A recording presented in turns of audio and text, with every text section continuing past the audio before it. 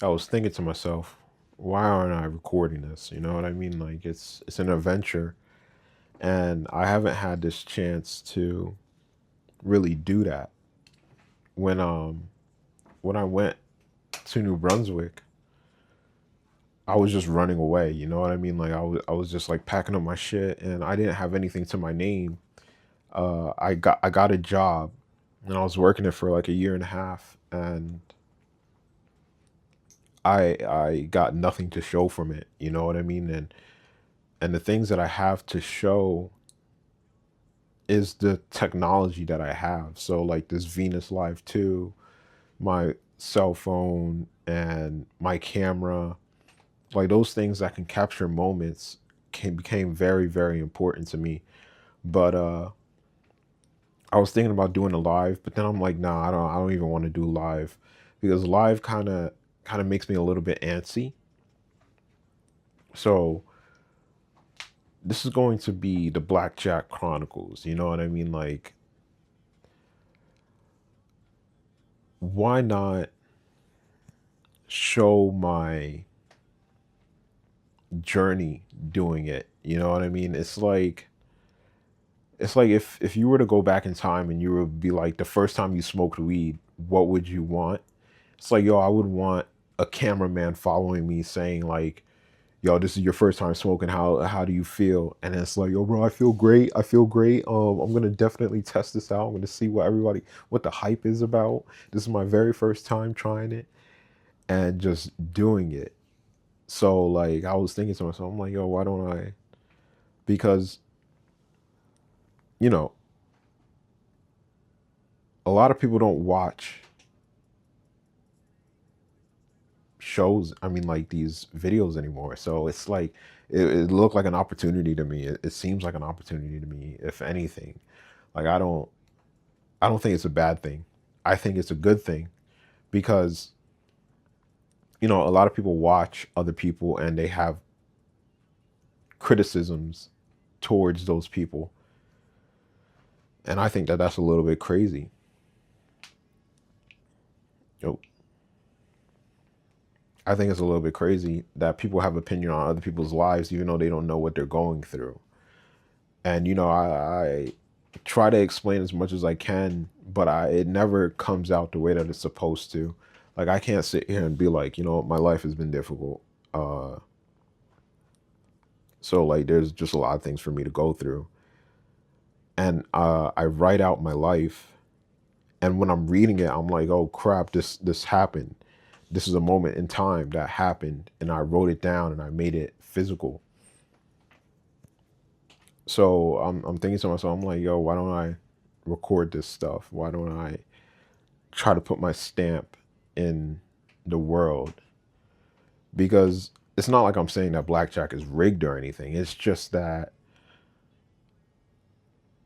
there's so many ups and downs with it. The ups and downs is pretty simple. It's like, do you make money or do you lose money? Um, and I've had a great influencer in my life who's been telling me to like, fuck this, fuck that. Do what you got to do, bro. Do what you got to do. Make waves. Just do it. You know how Kanye had that one song back in the day when he was making music, the Saint Pablo or Pablo, that album. People were telling him like, yo, just do it. And it's kind of hard to have a mental disability and still do what you want because there's just so many ups and downs with just that itself. Like my medication can be good one day, it could be terrible the next day. It could be fine right now. In 5 minutes, it'll be really bad. And so I want to be able to be something more than what I am because they don't have a lot of information on schizophrenia. They only know that it's passed down through genes. So I'm thinking like, X-Men type shit. Like if you're a mutant, you're only a mutant because you got the gene from somewhere. I think it's like a recessive gene. They explain it in X-Men how the mother and father could not have any powers, and then the child comes out with powers. So, and it's in their genes, and it's a mutation, and it doesn't happen like afterwards. It happens like during their. That's why you see like they have movies about Charles Xavier and when he's a little child and he meets Mystique. Um, Interesting stuff like that. So I'm gonna step away from live. Uh, Not sure if it's like 100% for me yet. I know it's for me, but I need funding, bro. That's what I need. Like I'm making all these videos and everything like that, and I'm just like I'm not getting any money from this. It's pretty crazy. Um, it makes you it doesn't kill your forward movement. You know what I mean? What it does, it kind of dampens, it kind of numbs you out. It's like, yeah, nobody's watching my stuff. But then I find the diamonds in it where it's just like, well, nobody's watching my stuff, so nobody's gonna see this. You know, I could post it on YouTube, I could post it on Rumble, and nobody's going to see this stuff until it's like too late. You know what I mean? But right now, yes, I'm trying to play Blackjack. I'm going to see how it goes. Last night, like I was saying, I got hit with a wall because it's like, what happens if you just start losing? Because I've been playing mock games and I'm winning on mock games. And then yesterday, as I'm playing a mock game,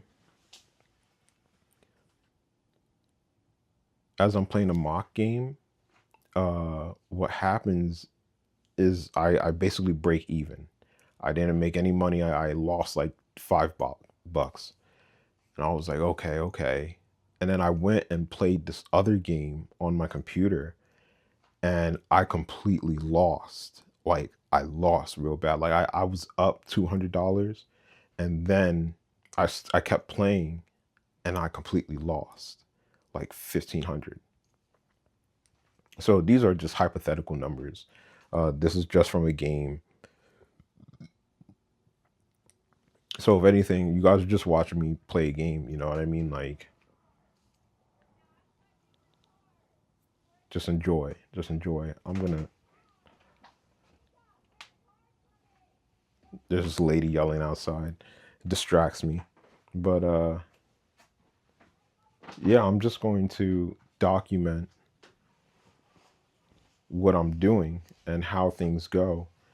And, you know, I feel like live is just a little bit intense for me. Oh, and my bed is broken. I can't really use it. So you're going to see the Murphy bed. And I got it from Walmart. And I just decided to play Blackjack probably a week ago.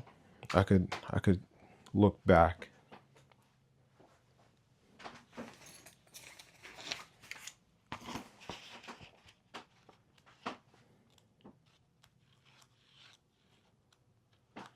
I have my notebook here.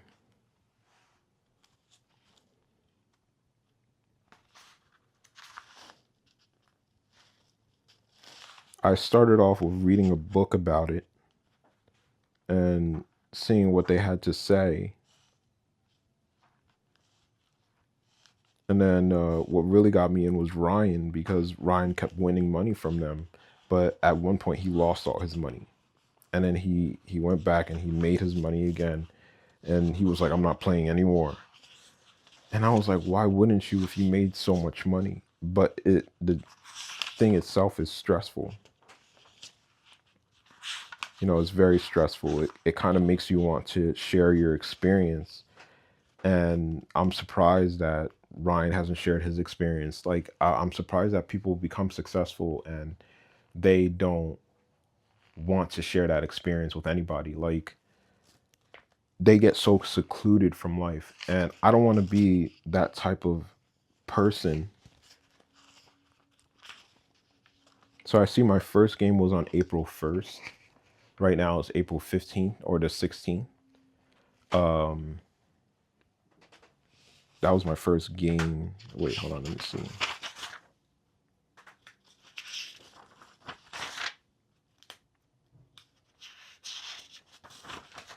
I read my first book on it on March 31st. I wish you guys could see this stuff. Can you see it? Okay. March 31st, 2026. Um, yeah, so I'm going to, like, you always want to look at those people and be like Elon Musk. It's like, when did you, but I can't even talk about Elon Musk. I read about him and I was a little disappointed on what he did. He didn't actually create Tesla, he didn't create the car. He kind of hijacked it and made it his own. And basically, he's just a professional con man. If he has anything to say, I would love to hear what he has to say about this. But if I ever meet him and then you guys are looking at us and I'm just like standing there like, yo, so how did you start Tesla? And he's going to go on. He's be like, you called me a con artist. I'm like, yeah, I did. Like it was two men that first originally wanted to get the cars going. They got the car, but then when they started trying to sell it, they started losing money rapidly. And then Elon Musk came in about a year or two later. And I don't know what happened. I don't know if he made the business, if he invested some money into it, and then he wasn't happy with what they were doing. And then he wanted to be named co-founder, and they didn't want to name him co-founder. And he went to court for them with them. So when I do this stuff, like I got asked to do an interview, and what I'm going to do now that I have that person's contact, I write books, so I'm going to send him some free material just because he asked me to interview. And I don't interview well. Every time I'm in front of a person, I can't get the words out. I can't speak correctly. But I do believe that I'm going to become successful. That's the reason why I'm sitting here recording this stuff, and that's why I got these cameras, and that's why I invest so heavily into myself. Like I make about $1,000 a month. I save 200 of it, not by choice, but I save 200 of it. That's a pretty modest savings. In 10 months, you have $2,000. I already have like 30,000 in the bank. And all of this was because of my due diligence. My sister will probably say like, oh, we got him the disability paychecks, the SSDI. But the only reason why I got 34,000 in cash for the first check was because I applied for it very early on. Like when everybody was saying like, you're not going to get disability, you have to be really disabled to get it, and nobody saw that I was disabled. They just thought that I was just a little bit crazy, and that they just thought that it was weed. And it's like, as long as you stop smoking weed, you'll be fine. But it wasn't that, because there was one time where I got off my medication and I didn't smoke or do anything like that for like 6 months. And that's basically the breakdown of my schizophrenia. Every 6 months it gets unbearable, and then I do something a little bit out of the ordinary. Hold on, let me do something real quick.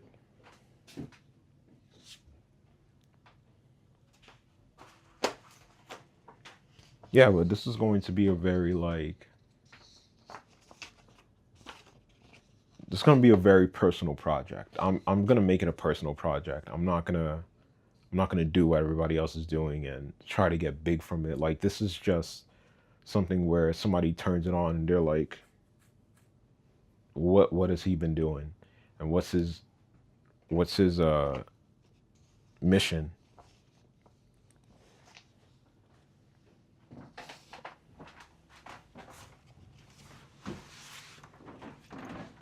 Yeah, you printed something out and you never came to get it. I apologize, Abram. Because you're gonna run into my room randomly. No, I won't. When have I done every day for the last year and a half or more. So I've done it once in the last 24 hours and it turns into 365 days. 4. Like, that doesn't even make sense.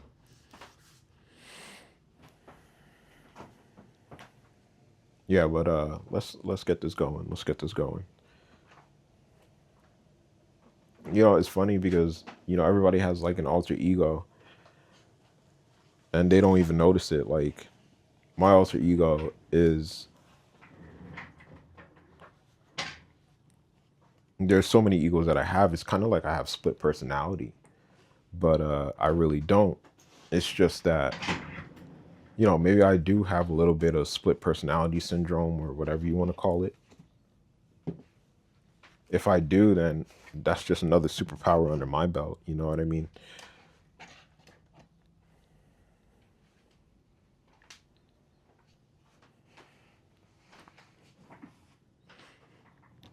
Oh, let me put this away.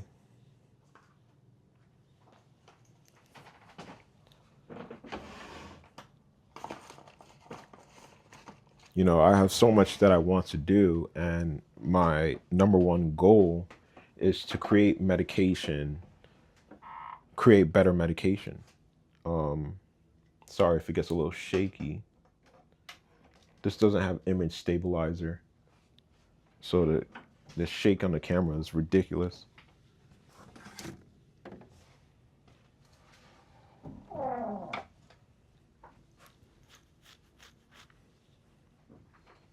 That's one of my goals, is to make medication that works better.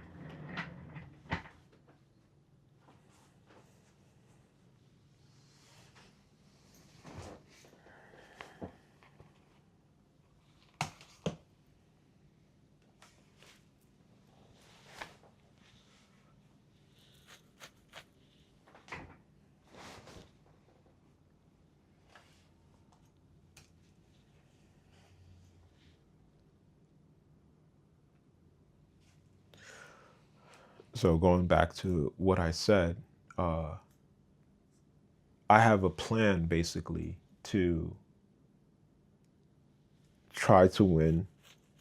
I'm going to try my hardest to win. I don't need much cash. That's the thing. That's what I was going into this with. It's truly, if I could just make $100 a week, that would exponentially increase my odds of moving towards my goal in life, because all I really need is a part-timer, no, a full-time salary. That's all I really need. Um, and it doesn't have to be a CEO salary. It could just be a Walmart employee salary. I don't need much money. So I was going into this with that idea that, okay, I don't need much money, uh, because Ryan is winning like 100,000, and I'm just sitting here like, I don't even need that much. But if I got that much, the things that I would do, it would show. You know what I mean? But what my other challenge is, it's that I believe that certain things are rigged. Like, I don't think that I will be able to win that much money. I think that I'm limited. Um, you know, I feel like there are people with much more pull in this world. There are people with much more pull in this world, and we just don't see them or hear them. But I believe that we need to start having a bigger hand in everybody else's lives. Now, the problem with that is that if we were allowed to be more be more in other people's lives. For example, like if I was to let my parents see my finances and let them see what I'm paying for and let them see how much I'm saving, what they would do, they would be like, "You're not saving enough money. Why aren't you saving $300? Why are you saving $200?" But what people have problems with is like staying out of other people's lives, because the only reason why we're not able to gather more information on everybody else is because we want to control things. There are people that want to control things that they shouldn't be controlling. Um, you know, by controlling things that you shouldn't be controlling, it makes it hard to evolve. So that's why we have like a hands-off approach. The only time we'll start to interfere in your life is if you mess up. But people don't realize that we're messing up 75 to 80% of the time. We are humans. That's what we're here to do. We're here basically troubleshooting our lives. And, there are people that run into problems while they're troubleshooting, and then they pay for it in an inhumane way.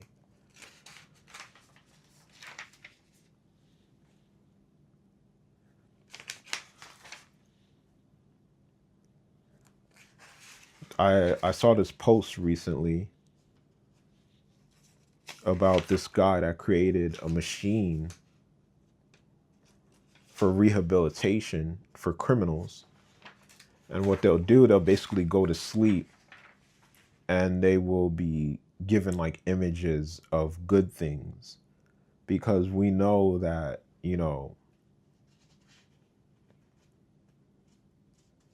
these people with problems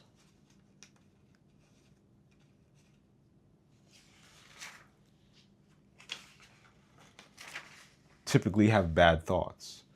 Like, they don't control it. They don't want these bad thoughts. And it's hard to seek help for these bad thoughts because of the way that people react to them. It's like if I'm telling you I have bad thoughts, the first thing that you're going to do is going to be like, "Oh, you're going to need to go to the hospital." It's like, I don't want to leave my environment. It's like, no, no, no, we need you in a controlled setting.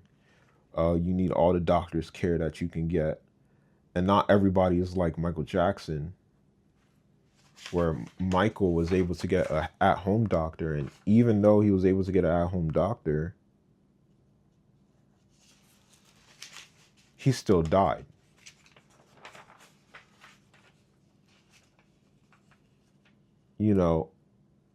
There's influence and power. Michael had the influence that he was a big pop star. He was the king of pop. And he had a lot of money. Him being the king of pop, he was almost taken down for rape charges against little kids.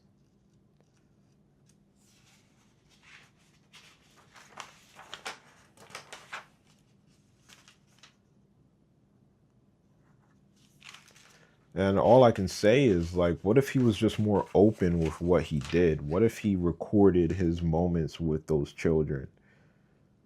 You know what I mean? He either would have been put in jail or he would have been freed for sharing that information with us. And that's the big thing. It's like, the reason why people don't share information with everybody is because you promised them that you're going to get the worst.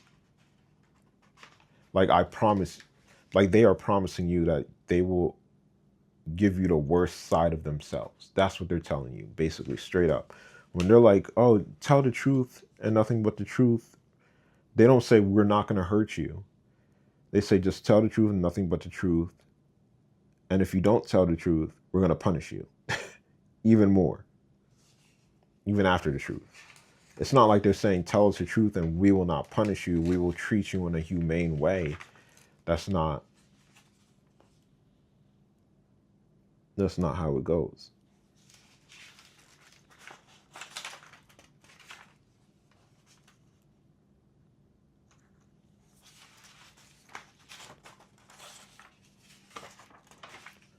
So my trick,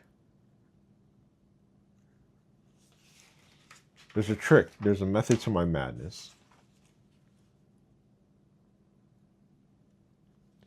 The one problem with gambling is that you can get carried away while doing it.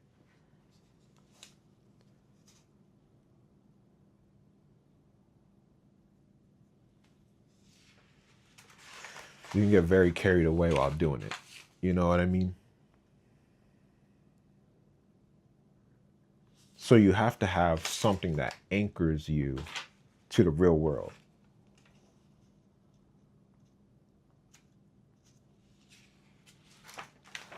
Are you going to use up all of your money? Or are you going to start asking people for money? You know, unfortunately, that's what happened to Ryan. He got himself in a bad spot and he got in trouble with the law. And I understand him more than he thinks I understand him.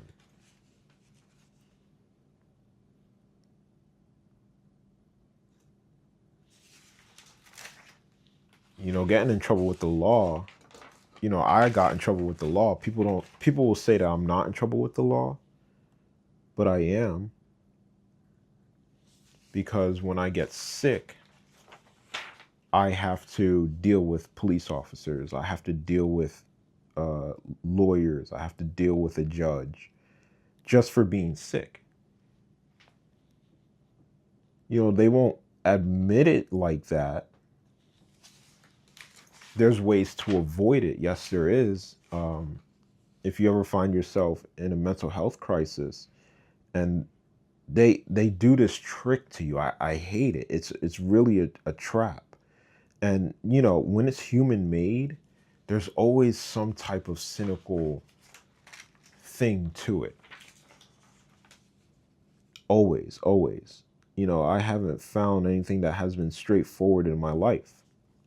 I haven't.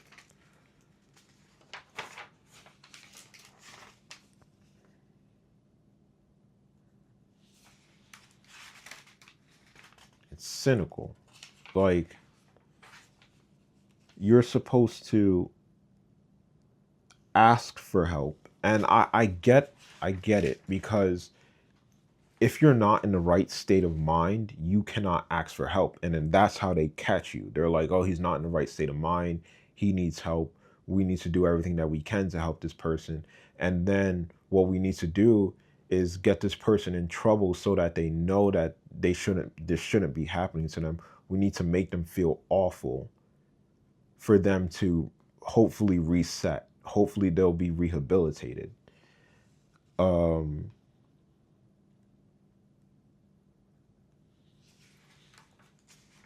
And that's the only way that we found to deal with each other. And it's sad. It's very sad.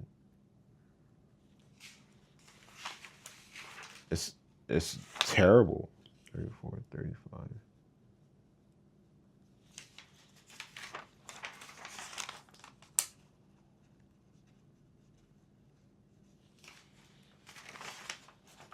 I talk about this stuff a lot whenever I get in front of the camera because, dude, it gets to me. It gets to me. It's like people are like, police officers are great. They don't treat you badly. And it's like, because you've never dealt with a police officer. You've never dealt with them. You've never been on the wrong side of the fence. You've never been on the wrong side of the fence. When you're on the wrong side of the fence, it's not cool. You know, it's just like seeing a girl and everybody calls her a whore.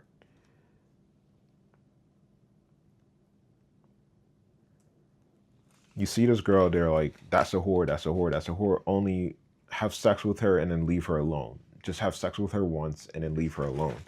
Don't deal with her. That's basically how people view police officers. It's like, oh, just get the ticket and be done with them. And it's like, well, what if you get in trouble? Like, what if you fall in love with this whore?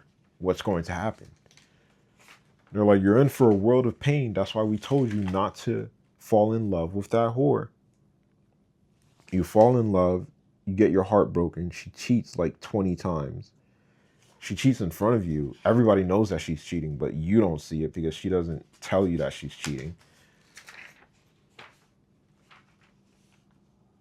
And then you feel like this depression. And then after the relationship is done, you don't ever feel like being in another relationship again. And they're like, we told you not to get married, to have a relationship with that whore. You should have just had sex with her and been done with it. It's like, that's not how the world works. You know what I mean?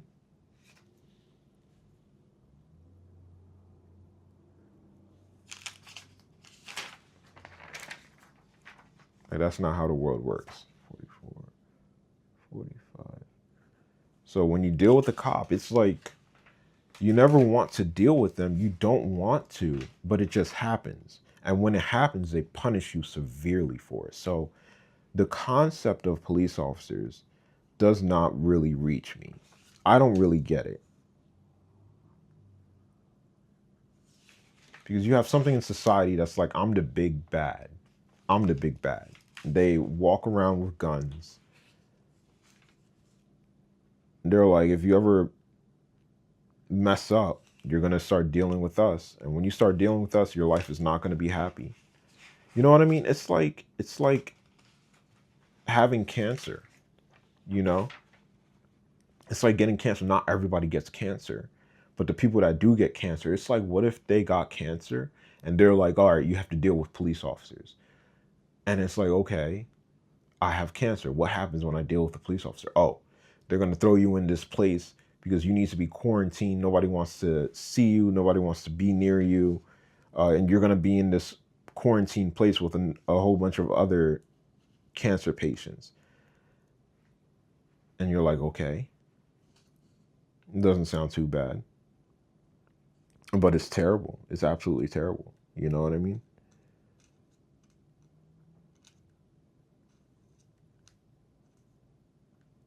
And they're talking about like defunding the police. There was, earlier, that was a big thing. They were like defunding the police, defund them. They don't need all that money. All they do is squander it. Like they're just bullies. Like police officers are just bullies. And I'm like, yo, police officers are bullies, bro. They really are. Like they're cool to a point. They'll lie straight to your face. They're professional liars and they're allowed to lie to you professionally. They're allowed to do it. Like they're so good at lying that they can make you believe that you've killed someone and they will put you in jail for it.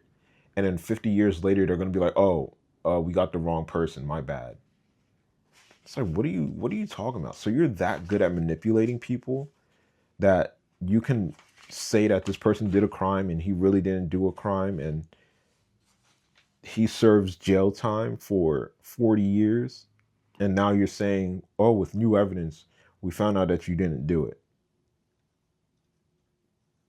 It's those type of situations that get swept under the rug that allows them to continue to do it. Like, I remember being in this one situation with a police officer. We were smoking at the boat docks.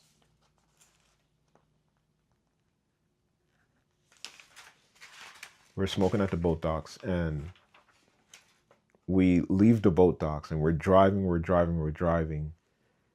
And about, 4 or 5 miles away, we get into a school zone. And then right in the school zone, the police officer pulls us over. And we're like, why'd you pull me over? It's like, were you guys smoking?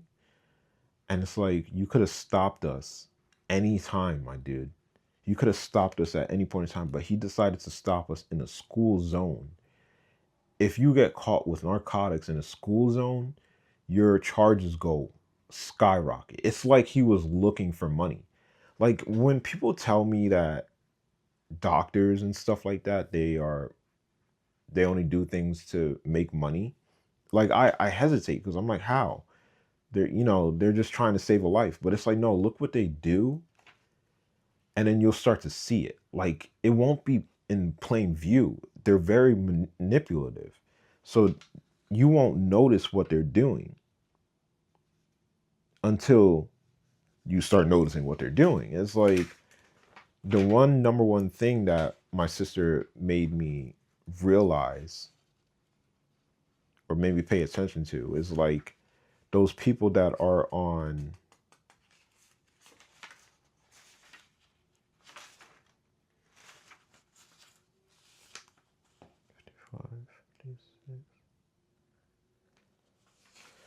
those people that are on life support. And she's like, that is a money grabber, putting a person on life support. And not, but it's like, oh, but it's the family that's keeping them alive. But it's like, no, it was the doctor that suggested it first. That makes it like that. So every doctor would be like, that's part of our job. We're just doing our job. We can't do anything about that. I'm supposed to suggest every possibility to the family members, and then I'm supposed to let the family members decide what I do. It's like, then you're not even a professional. A professional, it's like a, I don't know. I can't think of it right now.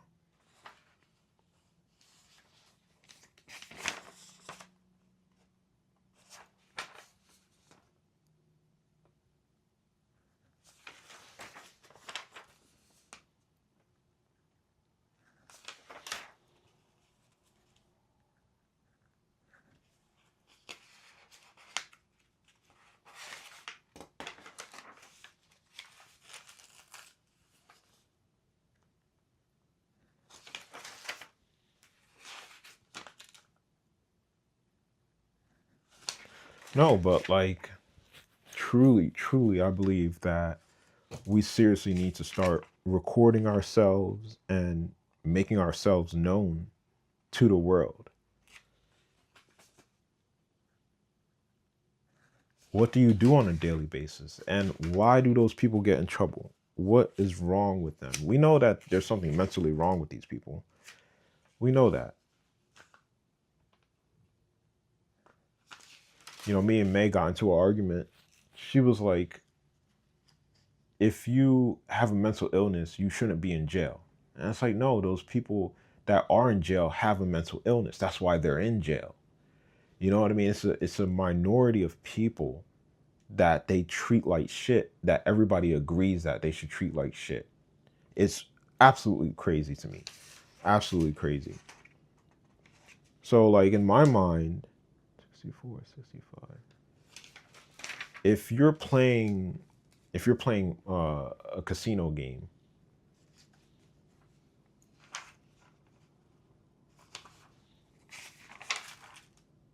it's kind of like crowdfunding. You know what I mean?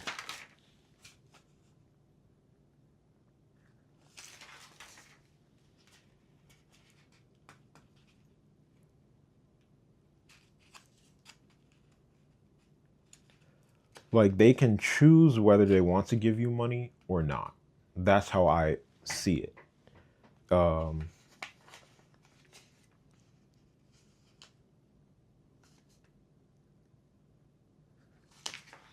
it's definitely a choice, and I've I've somehow put myself in a position to truly test this theory out. They choose to give you money. It's a choice.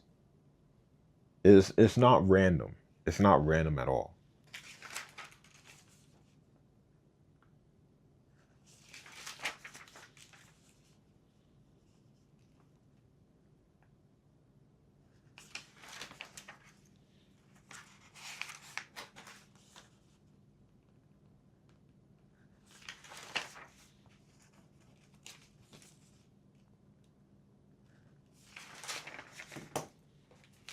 just like they choose for you to become homeless, because that's my thing. It's like, if we had more control over certain things, we can prevent a lot of what's happening to people. So like, you see that person on the street. I go to New York all the time. And just recently, I'm in New York. I'm going to May's house. The first thing I see when I get off the train and I'm walking upstairs, I'm like, I don't feel like taking the elevator. I'm going to walk. Because, that's what they say. They're like, if you want to get exercise in,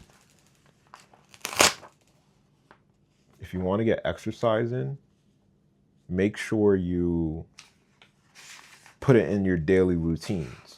So I make a conscious decision to take stairs as much as possible.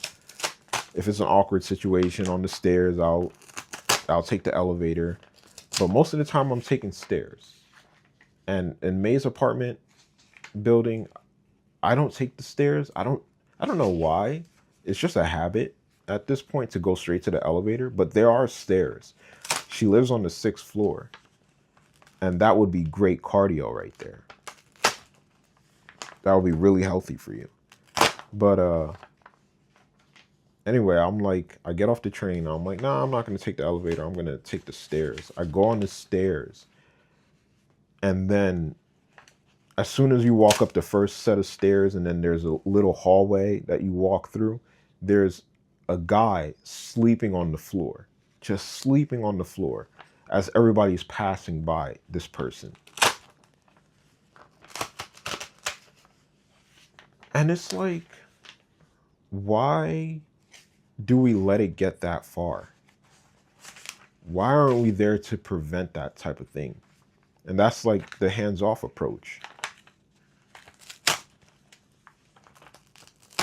The reason why we aren't allowed to get into each other's lives the way that we should be getting into each other's lives is because people will overstep their boundaries as soon as possible. Like, they will be labeled the good guys, but really they're just controlling their environment to be the way they want it to be. Now, they're already doing this. You know what I mean?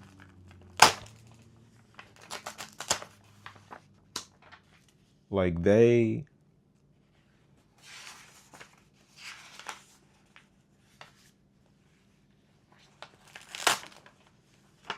control with fear most of the time. That's how they control us. It's through fear. You have those police officers that are out there. You have these big hospitals, and hospitals are allowed to take away your rights immediately. You know what I mean? Like, when you go to jail, if you have a little bit of money, you can make bail and get out. But most of the time, you don't have the money to bail yourself out. But they're like, hey, if you have a little bit of money, we'll take the money and we'll let you go for a little bit until your court date. You don't have to stay in jail overnight or anything like that. Like, they are thieves, my dude. That's a thief. Isn't that like blackmailing? Isn't that? Does nobody not like realize how crazy that is? It's like, if you got a little bit of money, I'll let you go. It's like a bribe.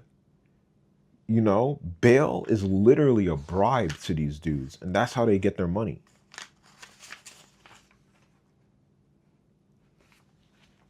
Anyway, I have a very twisted view of the law.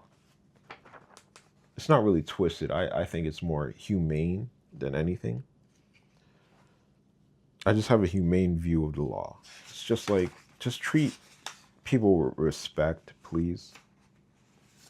Because you don't know if you're going to be on the receiving end. And when you get on the receiving end, that's when you want to talk. But because you're not on the receiving end, you're like talking hella shit about these people. Like, they're bad people. They deserve to be treated like that. And it's like, wait till you start getting treated like that.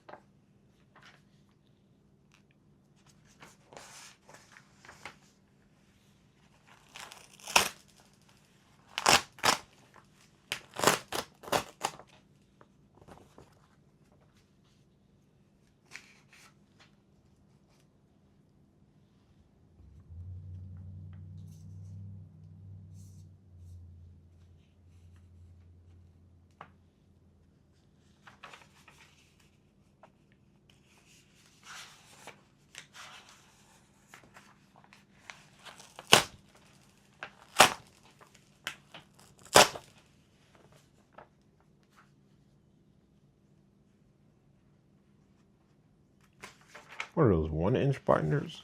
I need. Do they have 1/2 inch binders? I need to figure that out.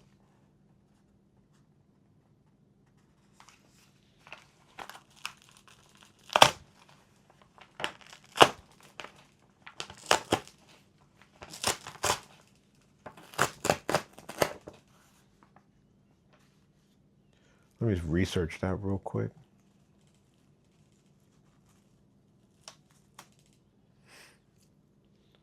Like, I feel like this is how I think.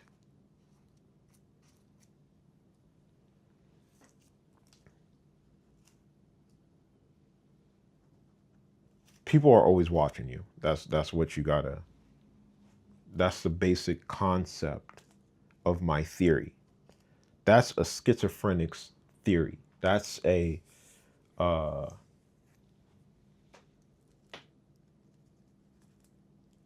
a delusional person's theory. Now, I don't know. There are different types of delusions out there, like what they think of. But my delusion is pretty straightforward. It's just that, people in general are watching you. There are people that are watching us.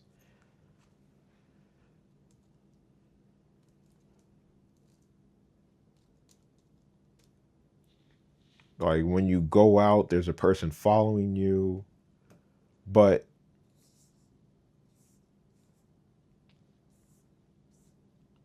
you act as if they are your paparazzi. You act as if they give you uh, the green light to do a lot of things that you shouldn't be doing. But you start to kind of realize, you're like, okay, how am I alive right now? Who let me be alive? You start asking those questions, and people are like, that's God. God is the one that is uh, doing these things for you. And you're like, that's not really itching my scratch. Itching my scratch. Scratching my itch. I said itching my scratch. That's not really scratching my itch. You're telling me God is watching me, but he's not really doing anything. And this life is a little bit too real. It's like really real. It's kind of like being on a game show. That's kind of how I think about it nowadays. After reading this one manga, it's like, definitely feels like we're on a game show.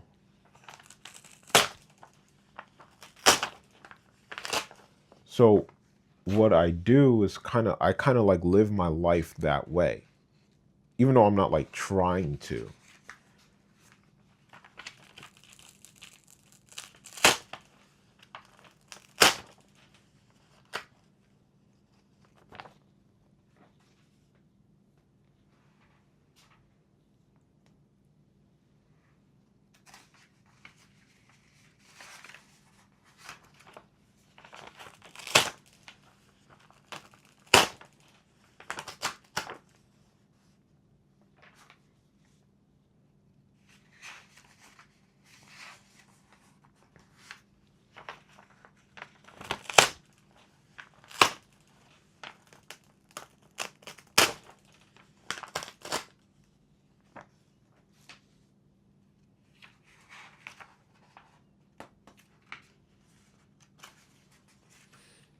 Let me put on some music.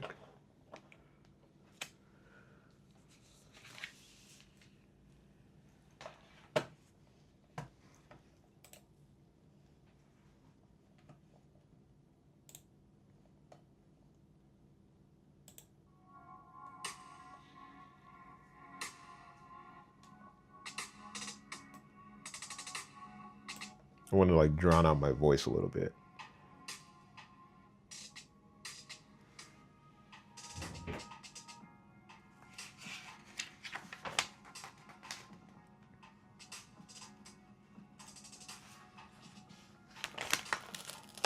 Isn't it interesting how you can drown out your voice? That's pretty cool.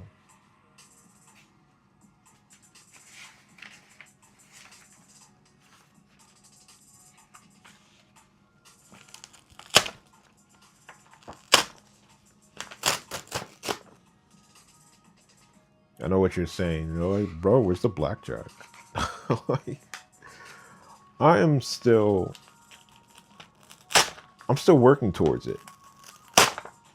I haven't truly decided.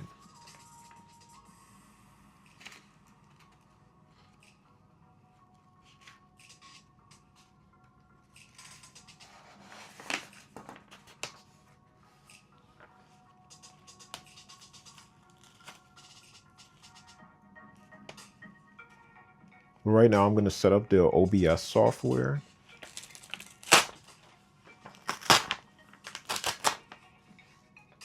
So that you can see my screen as I'm doing it.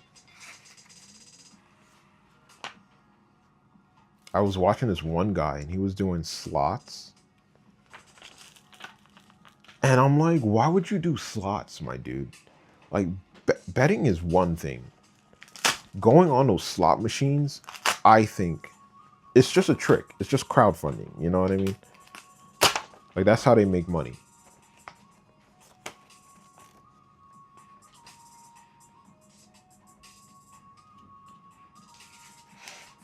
I'm like 100% sure that's how they make money.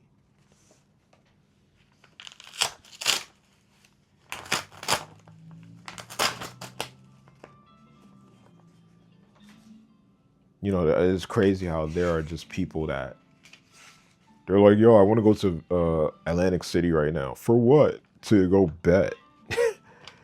And I'm just sitting here like, what the hell? And you think about it, you're like, how is this person winning so much money? How are they making so much money? And that's when the delusional state comes in, where it's just like, oh, there's people watching him make that money. You know what I mean?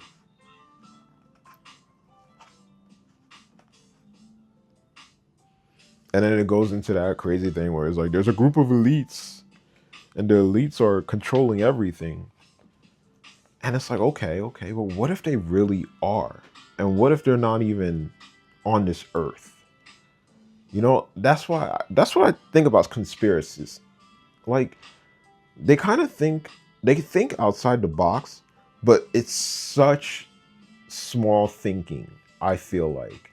It's like, oh, the Israels planned this for years and now they're getting exactly what they want. And it's like, okay, that's a conspiracy theory. It's like, you think that they constructed this war. They've planned for this war and now they get exactly what they want. You know, but that takes,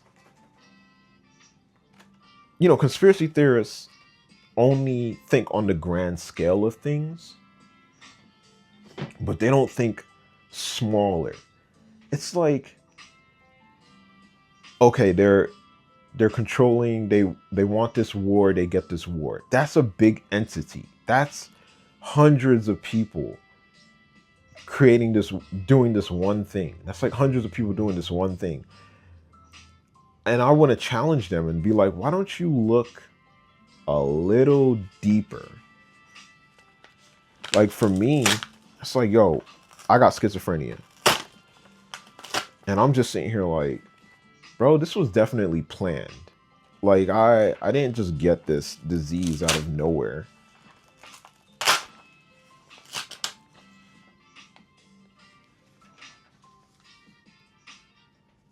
And there are like things that go along with having this disease that you're just like, that sounds like perks, my dude. Not Percocets. That it sounds like perks, like rewards for doing what you do. That's the thing. Rewards. I'm not gonna stick on one little place though.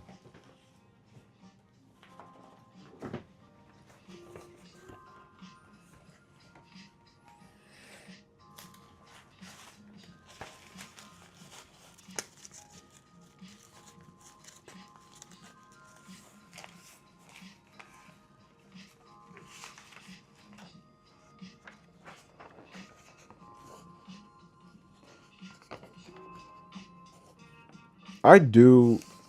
Do I think that people think that I'm dumb? I kind of do. I kind of do. Uh, because people, me having schizophrenia means that I have to put up a lot of boundaries for people. Like May, for example, she wants me to sleep over so badly, and I keep telling her, I'm like, oh, my parents, my parents. It's like, it's not my parents, dude.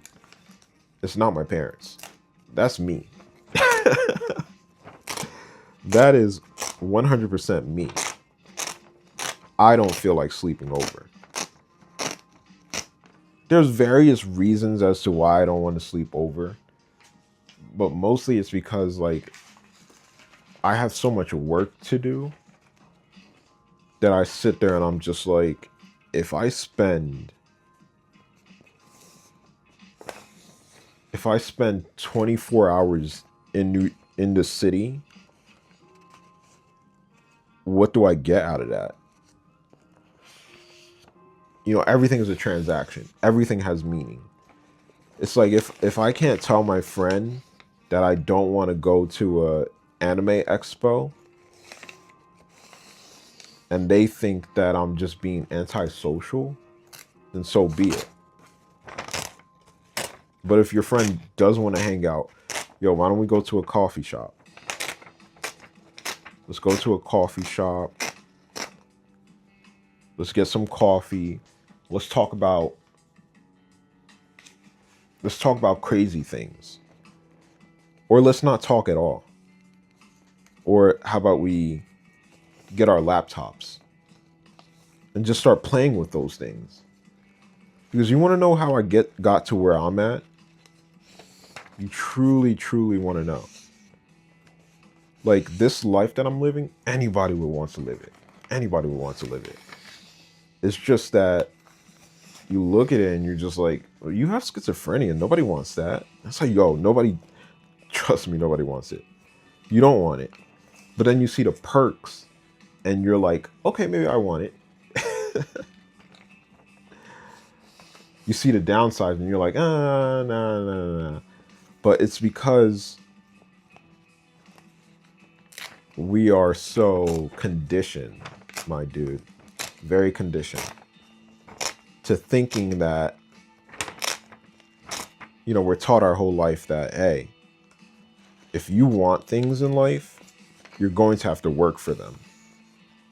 But nobody told us, nobody taught us that there's different ways to work for money. And who knows, money can be a real entity, you know what I mean? Like, money could be like the sorting hat. It basically is.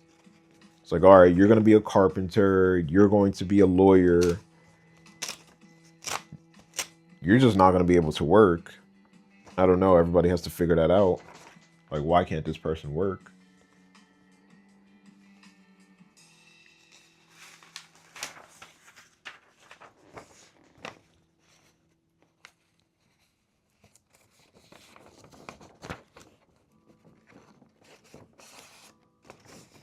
We have such thin walls, my dude.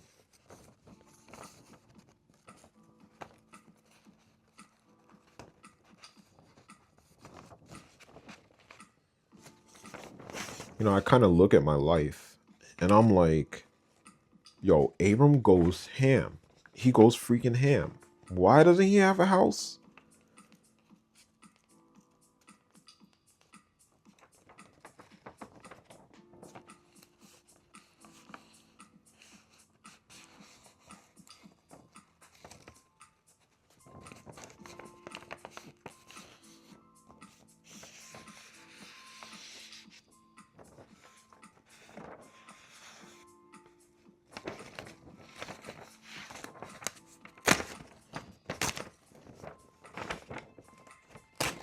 Yeah, but do I really think that stuff is rigged? Oh, yeah, absolutely, bro.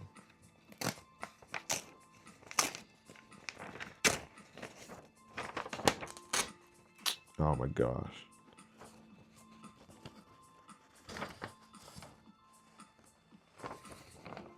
Like, Catelyn. Catelyn is my second. It's the second girl that I had sex with.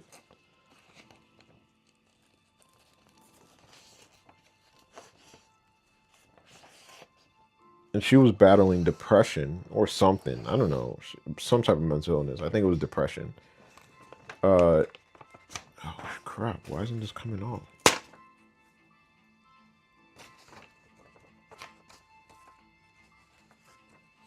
She's battling some type of mental illness. But that mental illness caused her to commit suicide. Try to commit suicide.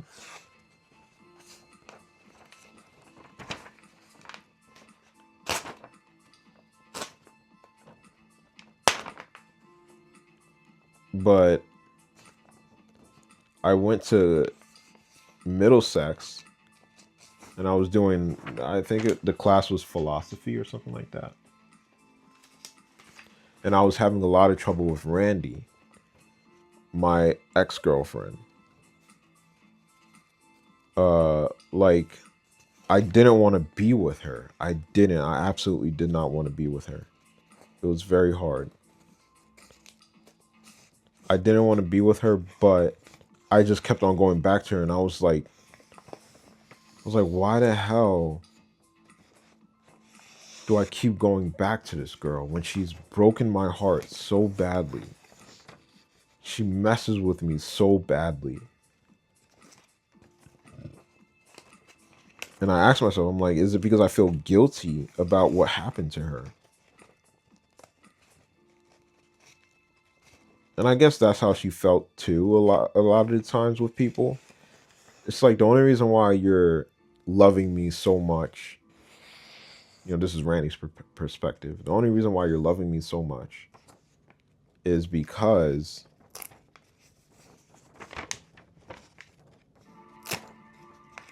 you know that I've been raped. And it's like, I started asking myself, I'm like, is that the only reason why I'm with her?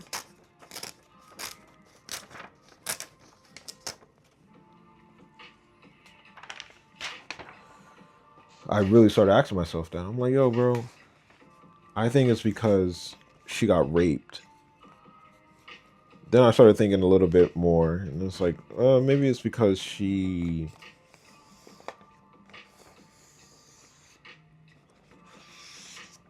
the first girl I've had sex with. Maybe these are just hormones.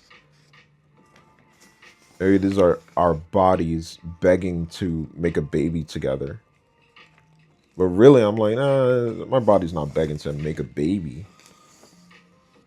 My body is just begging for good sex. Like, she had phenomenal sex. It was great when we were together. It was absolutely wonderful.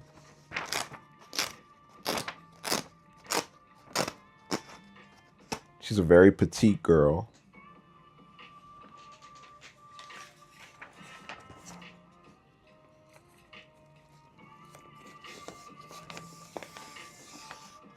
Oh, shit.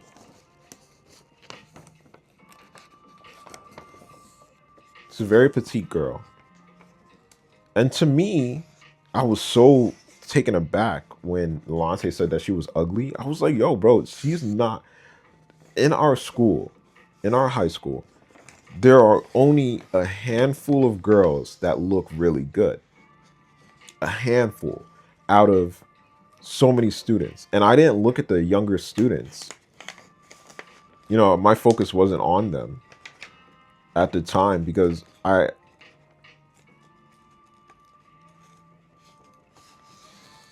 started going out with Randy. Shit.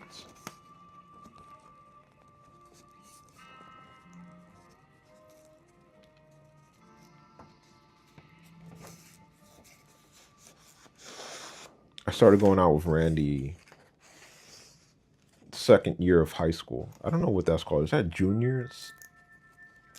Freshman, sophomore year.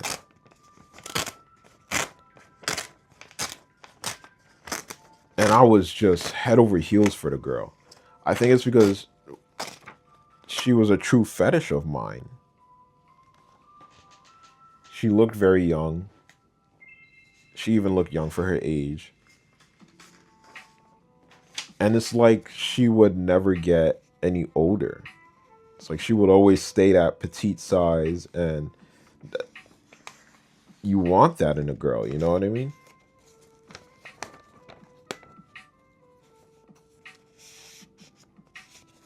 You want her to stay young forever. It's like you're dating a vampire. And so I fell in love with her, and I couldn't stop. No matter how bad the rumors got, no matter, even May is my best friend. Even May was telling me, she was like, yo, she's cheating on you, my dude. And I'm sitting here like, no, she's not. She's not telling me anything. She never mentioned the word cheat. And the thing was, like, Randy didn't want to break up with me. Like, she kind of just walks away. She never made it official. Like, I always made it official with her when I wanted to take a break or I wanted to break up with it. Actually, when I wanted to take a break, I was very vocal with her. I was just like, yo, bro, I want to take a break from this relationship. So I thought that she would extend the same courtesy to me. But she didn't. But she didn't. She did not.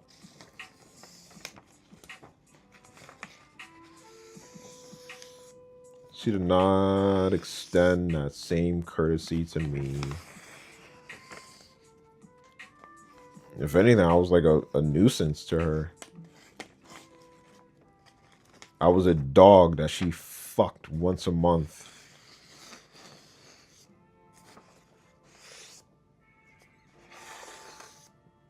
Honestly, she was such a good girlfriend in the beginning. But I guess I was just trying to tell myself, son of a bitch, why are these ripping so badly? I guess I was trying to tell myself, like, yo, bro, this is not a good girl to deal with. Watch what happens.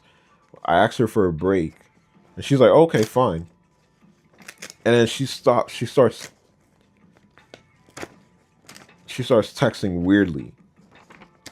You know, there's some people that will be like, if your significant other was like, yo, let's take a break, you'll be like, why? Why do we need to take a break? I guess she felt slighted. You know what I mean? It's like she's doing everything perfectly fine. We're having sex. She's doing everything that she needs to do as a girl.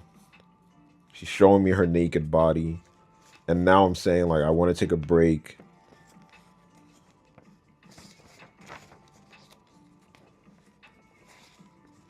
But I was like, I want to prove to you that no matter what happens, we'll always be together. So even if we're on this break, don't think of it as a break. Just think of it as I can still talk to you whenever I want to. You know what I mean? I wanted to establish that very early on. Because I never really had a girlfriend except for Kayla.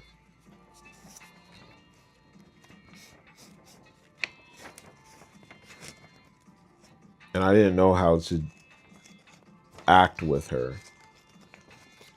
I'm not going to say, oh, we were young. It's not about that. You know, when things get bumpy in a relationship, it's because the other person is probably cheating. Absolutely.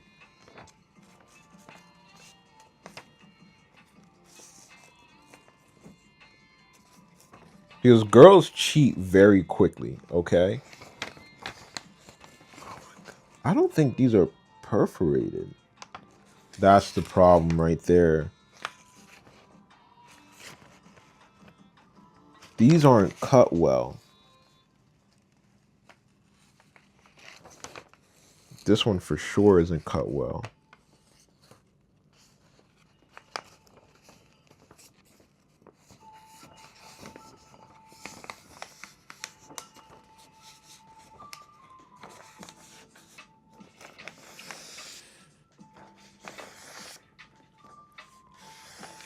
Lo-fi music, bro. It gets me. It sends me to a place.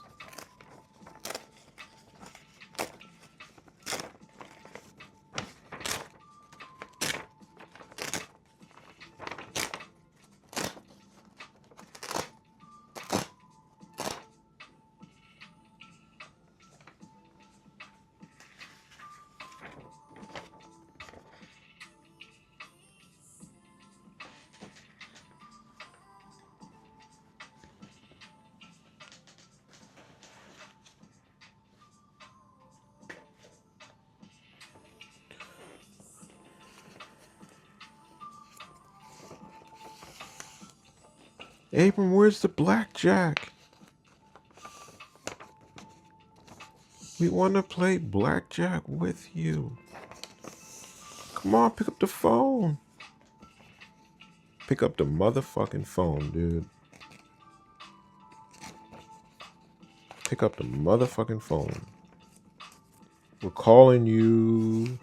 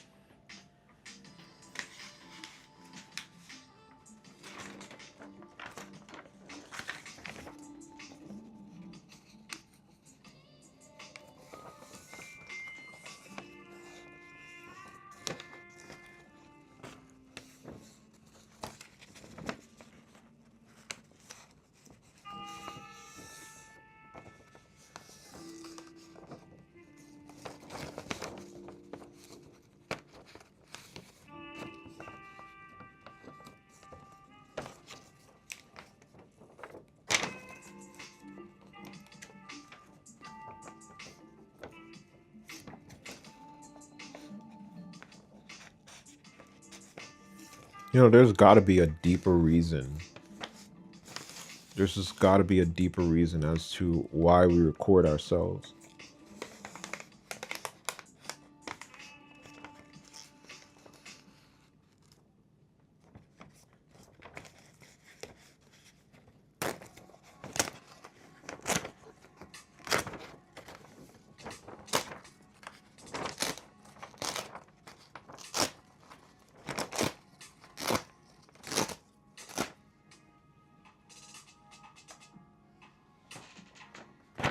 Yeah, I don't like doctors either. They act interested, but all they do is freak out, bro. That's all they do. Get a doctor and they'll just freak out on you. Why are you doing this? Why are you doing that? It's like, because whatever you're doing isn't working, my dude.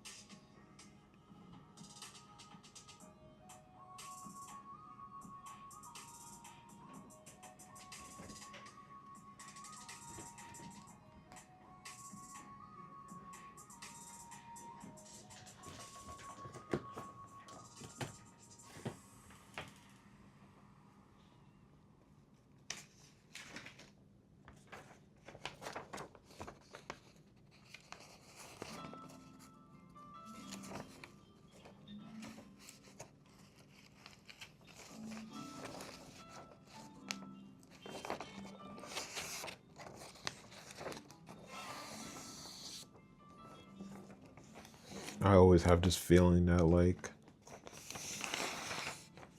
my sister is gonna call the cops on me and be like, there he is. And I'll be like, yo, what the hell's going on?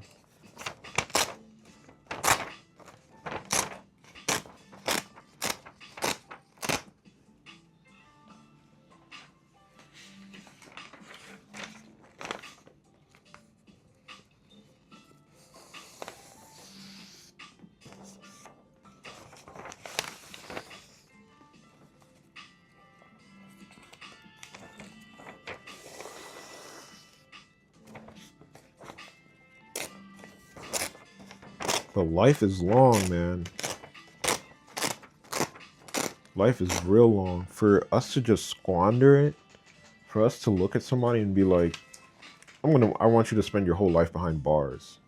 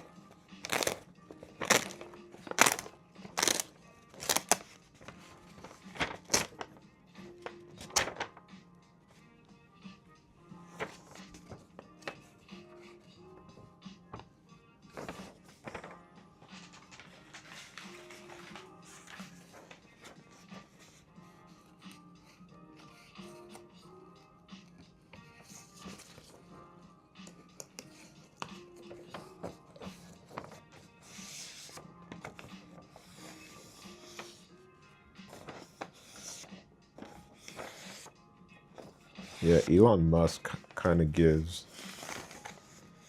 you don't have to be smart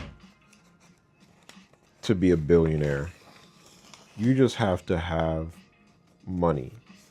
That's kind of like how I see it. It's like he just has a lot of money.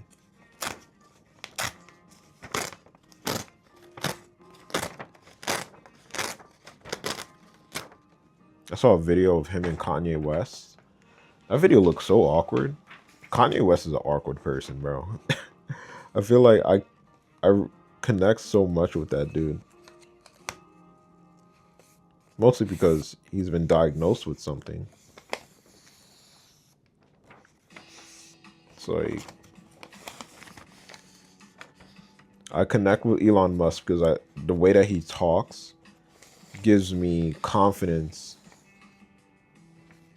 The way that he talks gives me confidence in myself to talk.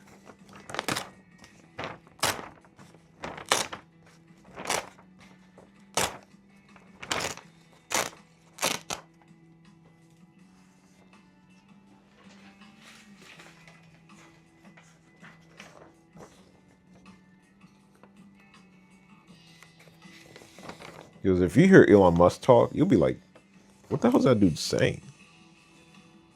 But everybody's listening.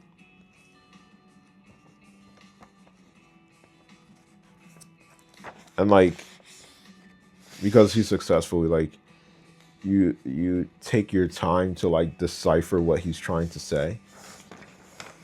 And I look at myself and I'm like, yo, dude, you're the same exact way. You're an amazing person. The stuff that you do is out of this world. Out of this freaking world. And I know that you're going to make it one day. Like, you're looking at this. You basically, you took 7 years off of life. And you're 31 years old now. And you're still doing shit that other people are hesitating to do.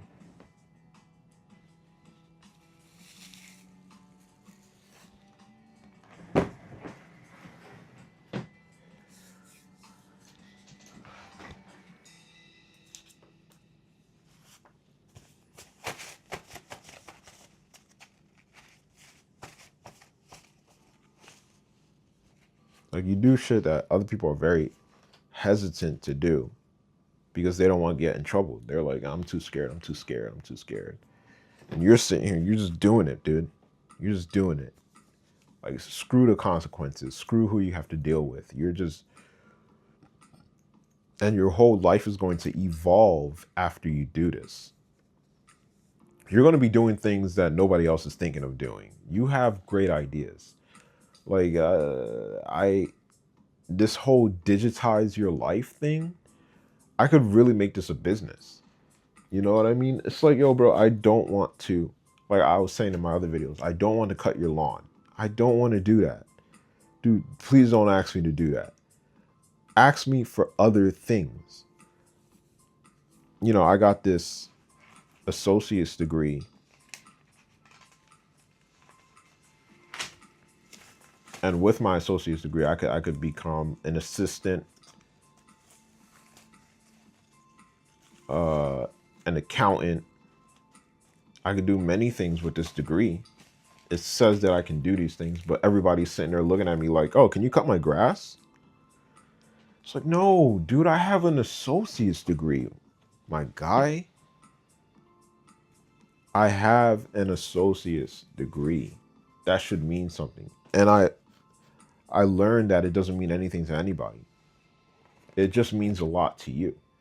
And that extra push that you have for yourself, you know, really does help.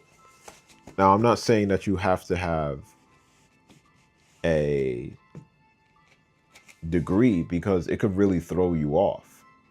You know what I mean? Like, I'm sitting here asking people to be an accountant. I have no idea how to be an accountant. I almost failed my accounting class. There was just a really hot girl in it, and I could never make my move on her. Like, I was way too hesitant. Like, I was just sitting there like, hey, you're a beautiful girl. But I never got past the point of, I asked her for her number, I think. And I was like, just so I could get the notes or something like that. Like, she had to guide the whole thing, but she wasn't even guiding it. You know, that's the thing about girls, and I find that very interesting. Like, girls don't want to do anything. They're like, if you want me, you'll come and get me. And if you don't come and get me, that means you didn't want me. And I'm sitting here like, oh, I'm sitting in a class with you. What if I'm a little, not afraid, but socially awkward? I'm socially awkward. Like, what do you do about a socially awkward kid? And girls don't deal with socially awkward people. They get social people. So it must be very annoying to be a girl because all you get is social people. And social people, all they do is talk. That's all they do. All they do is freaking talk.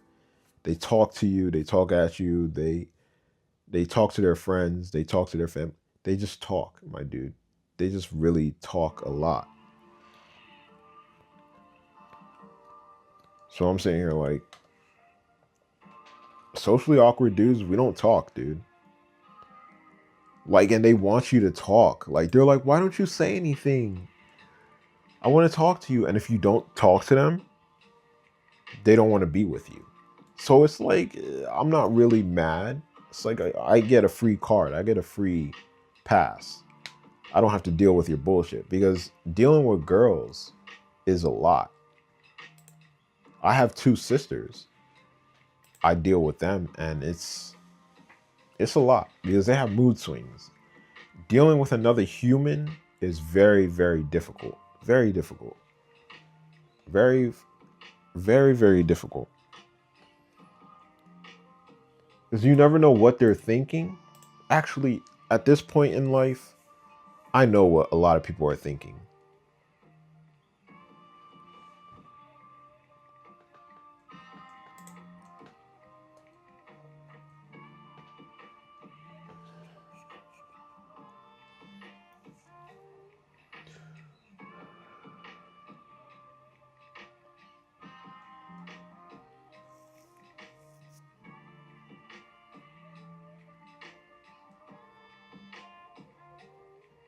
I'm looking over my Excel sheet. I listed all the casinos that I want to bet at. And I think I got a good thing going here.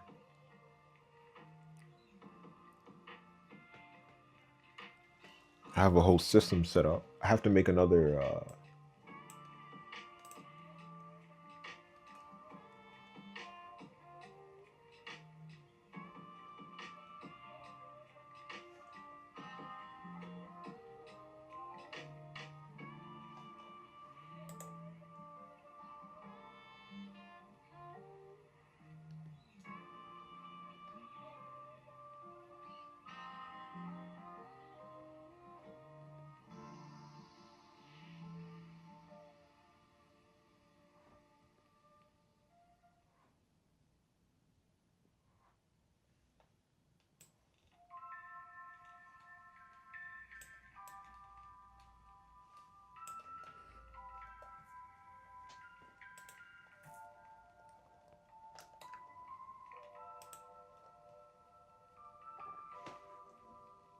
AI is pretty great too.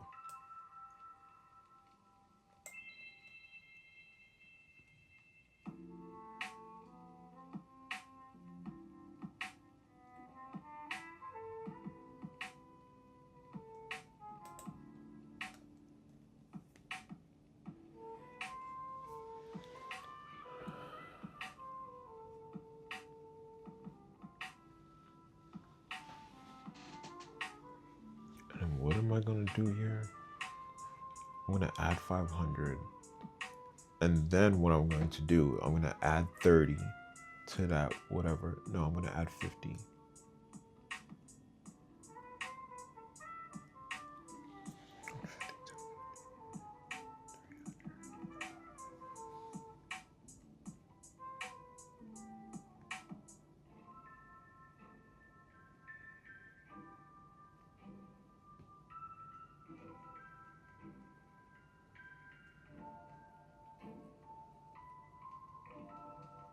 The thing about betting, now that you have a audience, it's like you can make it exciting, and that's what people want. They want to be excited. They want to see somebody win. So this whole betting thing, genius idea. It took me a little bit to get into the idea to even think about it because at one point I did try to do it, and I was like, oh, I'll just bet like $20 and I'll just play the game. But then I was like, No, I'm not. I don't want to get addicted. Addiction. I went through one addiction. I didn't want to go through another addiction.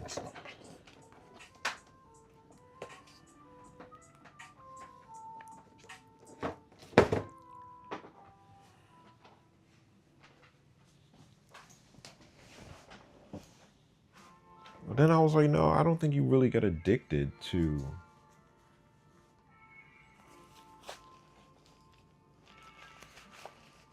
things like that. And I know what addiction feels like. I know that you can get out of it. I know that for sure. But this is like a last ditch effort on my part to make money. You know what I mean? Like, I can't make a GoFundMe. Like I said, there's people watching you, bro.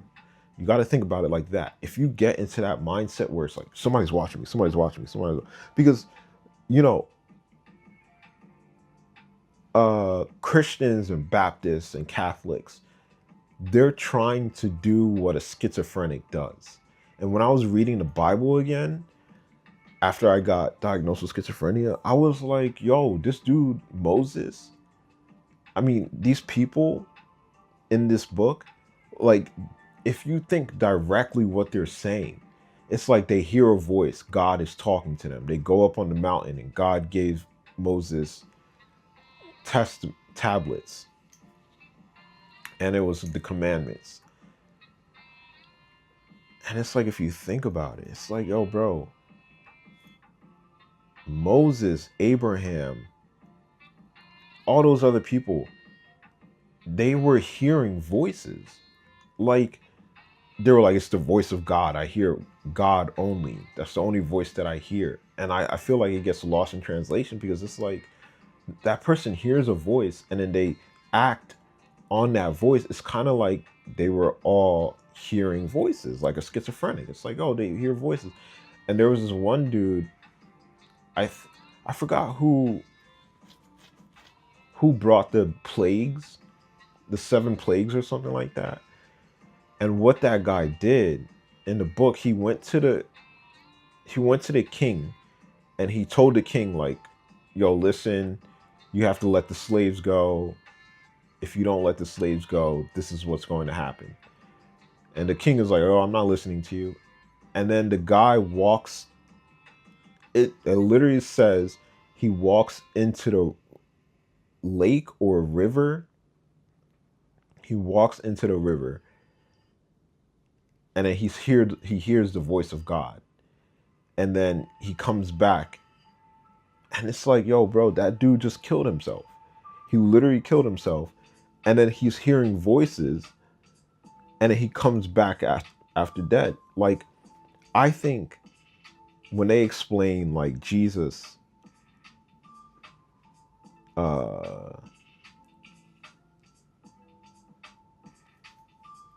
Jesus came back from the dead, I feel like the book was talking about all these types of different resurrections that happened to these different people. I don't think Jesus was the only one that got resurrected. It was just more in plain text. It was just like, oh, this is what happened to him. He got killed and he came back to life 3 days later. It's like, oh, okay, that dude died for sure. But everybody else, no, they didn't die. They're just hearing the word of God. And it's like, who's God? And then you look back even further in Adam and Eve. Adam and Eve listened to God. They heard a voice of God. And then Eve hears the snake talking to her and telling her, yo, bro, eat this apple. God doesn't want you to know something. And it's like, yo, bro, it's just about a book about people hearing voices. It's like a book of schizophrenics in here, bro.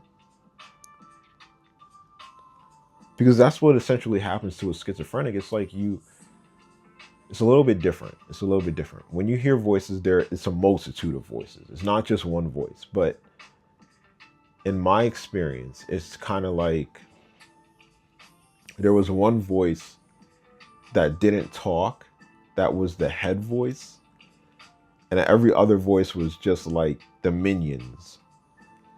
It was very interesting, very interesting.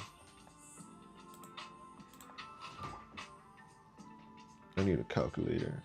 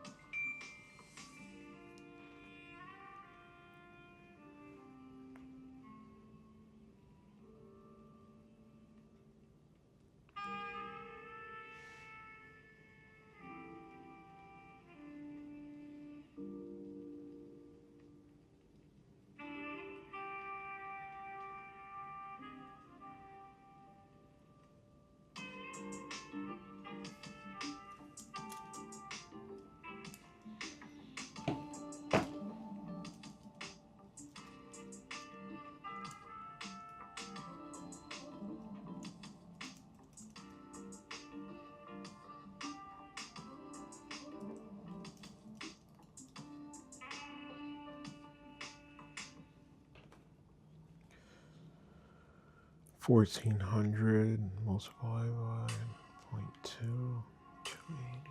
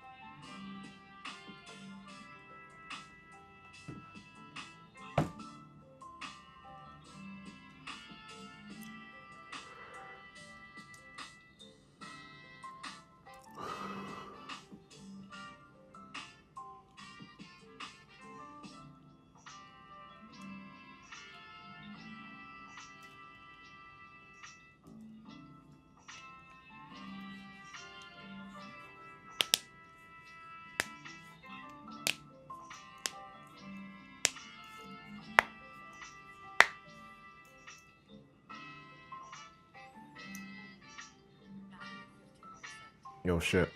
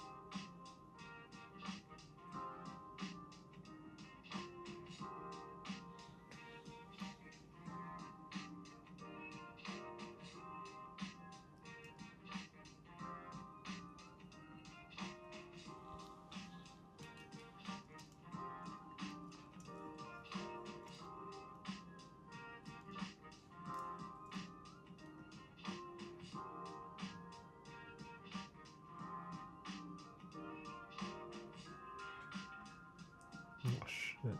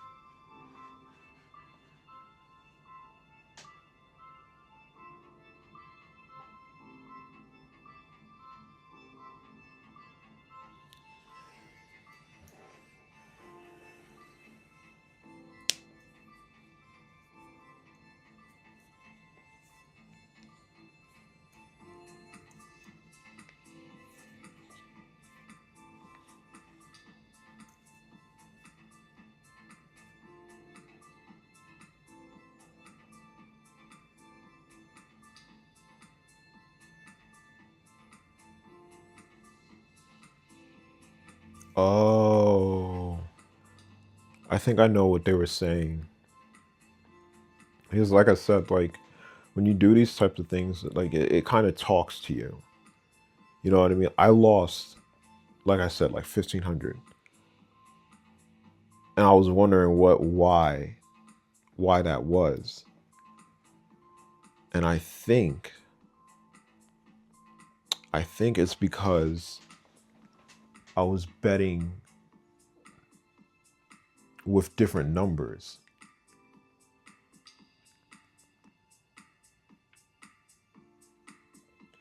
What if it goes one day at a time?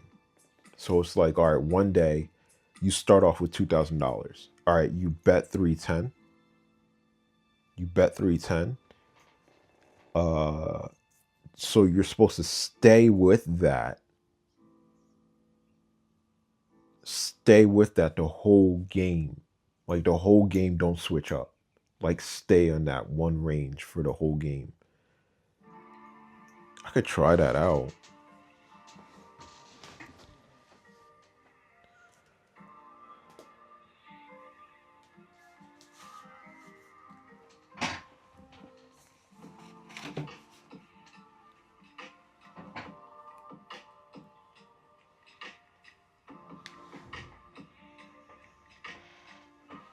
That could be what it's trying to say.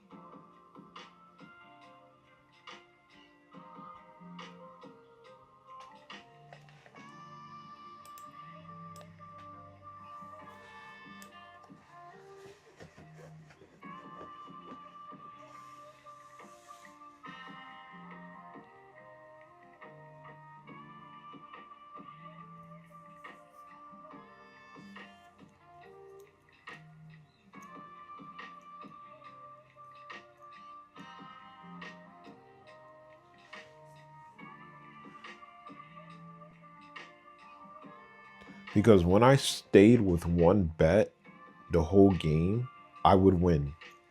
I would win like crazy.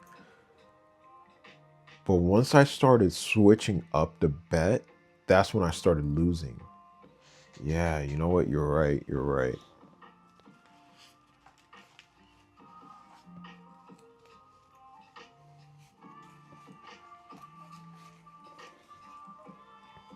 That's what changed. I didn't notice that.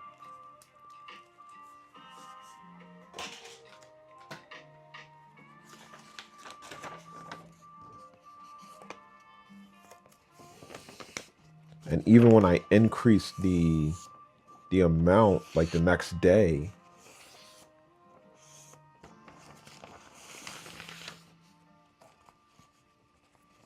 it worked that way.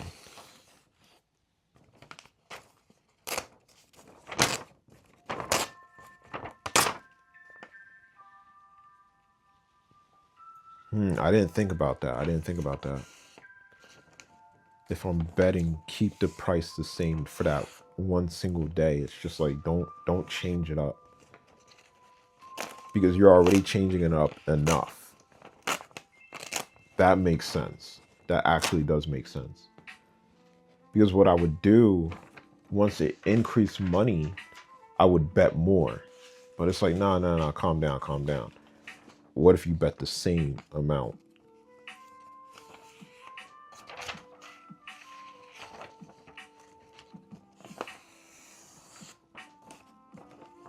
Because betting with different amounts makes it exponentially more difficult. Because now there's a lot of moving parts.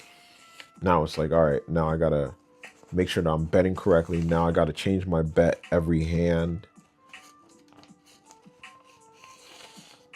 Maybe it's just too much moving parts. You know, make it simple. Make it simple.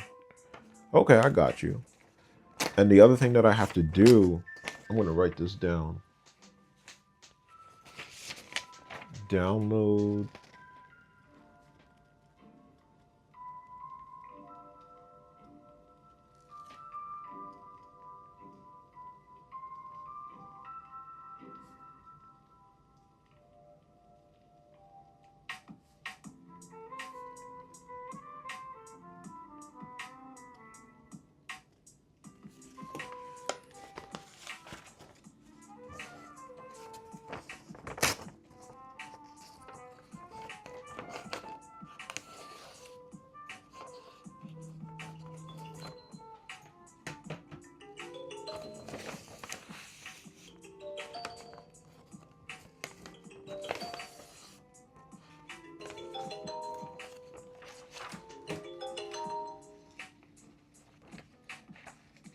Hello?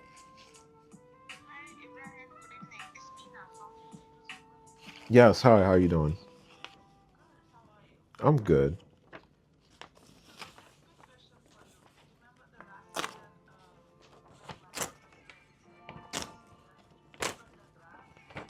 Yeah.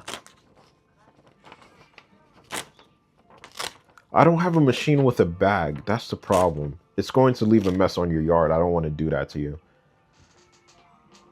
Yeah, I don't have a machine. Uh yeah, like I said, the bag is missing. I don't know how to get another bag. We would have to get a whole nother machine. But I don't want to mess up your lawn.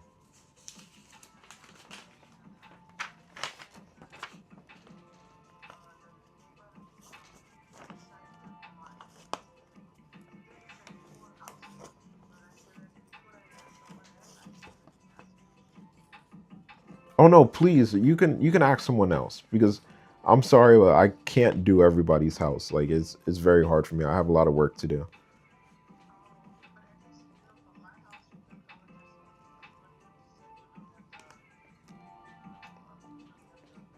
Yeah. The machine just throws grass everywhere, so I don't want to do that to you. Yeah. I cut it without the bag and I use a leaf blower to blow the grass onto the grass, but it doesn't look not good. I wouldn't do that to your house. Yeah.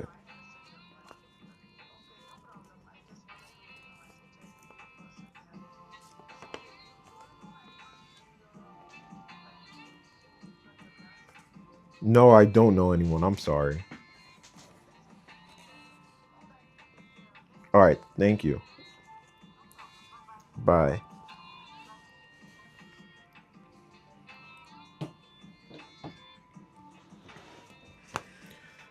Yeah, I kept telling myself, I was like, yo, bro, Abram, I don't want to freaking cut grass, my dude. Don't ask me. And now I'm denying these people. I'm starting to deny these people. Like I said, these conversations with yourself helps exponentially. But I have thin walls. You feel me? So it kind of sucks trying to talk about like what I want to talk about because my sister could hear me. If she doesn't close her door, she can hear like everything that I'm saying. So like, hope she didn't hear about the blackjack thing. Uh,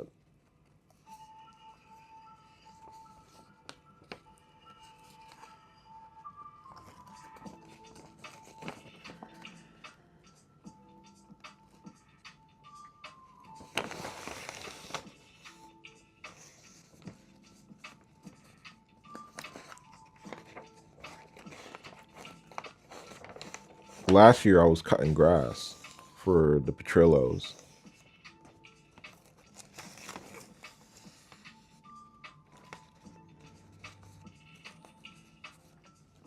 and it's cool. It's cool. Like I get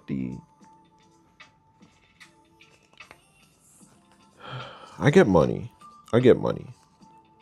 It never seems like enough though. But if I don't think it's enough, then I have to try that much harder.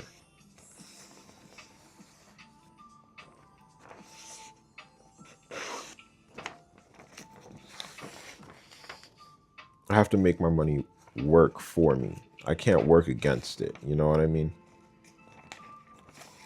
So like even this SoundCloud subscription that I have, I'm second guessing it, bro.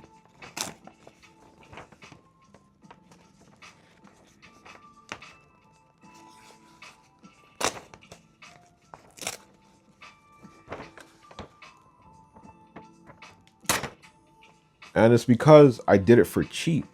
Because Tom was like, "Yo, Abram, can you cut my grass?" And I was like, "Okay." He's like, "I'll give you $30 for it." And I was like, "He has a broken leg. I've known him for years. Okay, fine." I do it, and I'm just like, $30 is not enough money. So I started doing a little bit of research.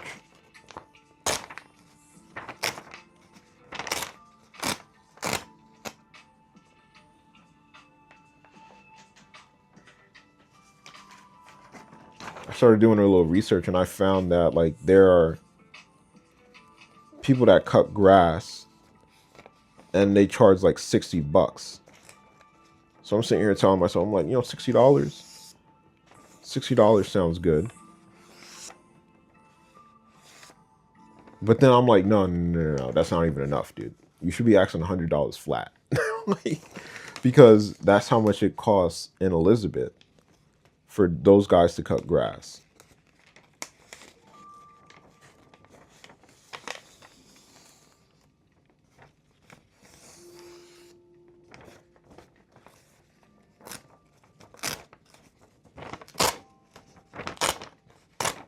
I'm so proud of myself. I said no.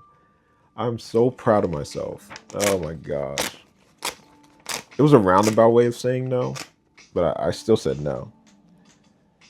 Because he has his own landscape person and he wants to pay me $30 to do his grass. Because his landscape person probably charges 120. You feel me?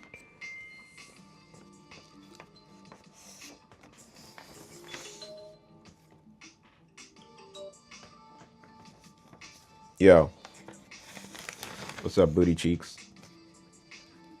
I'm making a video right now. Yeah, I just told you what I'm up to. Oh, sorry. I said I'm making a video right now. I could talk for like 5 minutes though. Do you?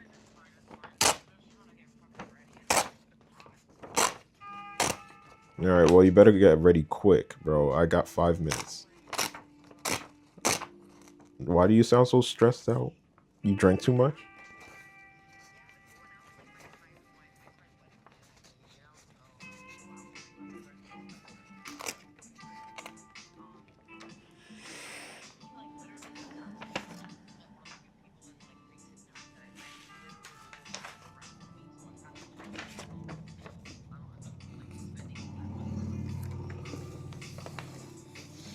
Whoa, don't be getting too drunk, man.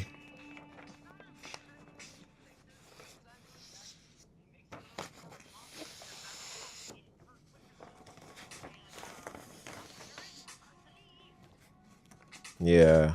Okay.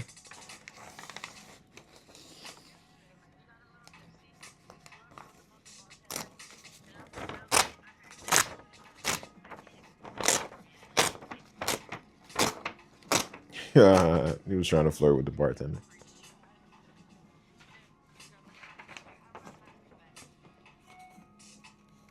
That's crazy, bro.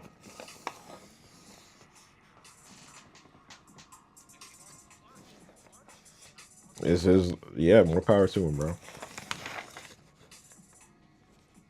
But is the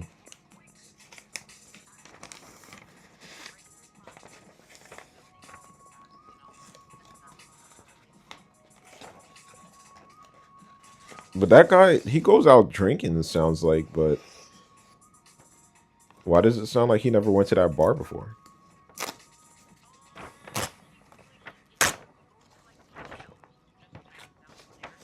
That's where you met him, right?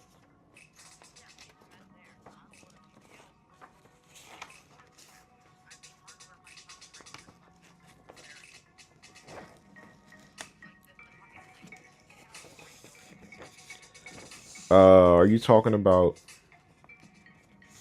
that place that we went to?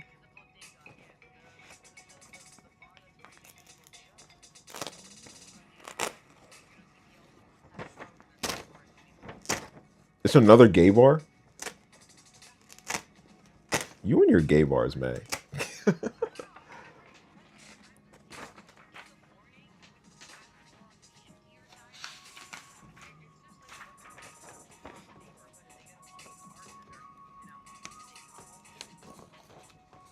Oh, okay.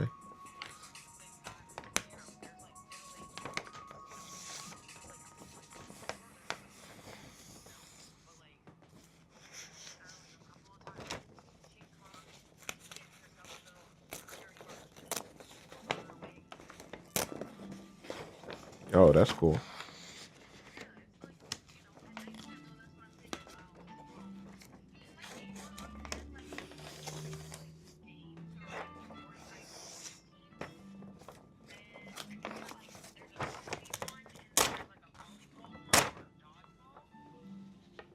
Uh huh.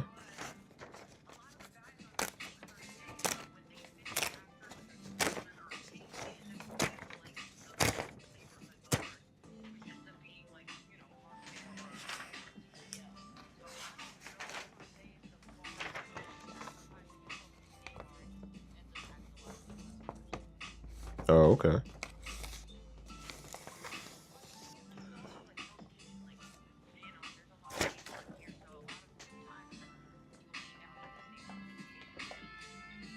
You say gaperhood? Gay people, yeah.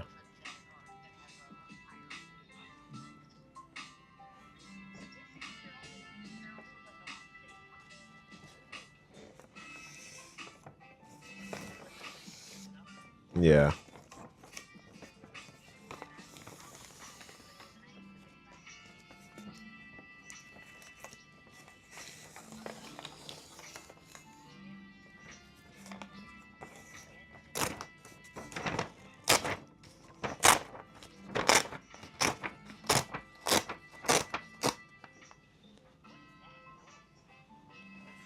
Um, ripping paper.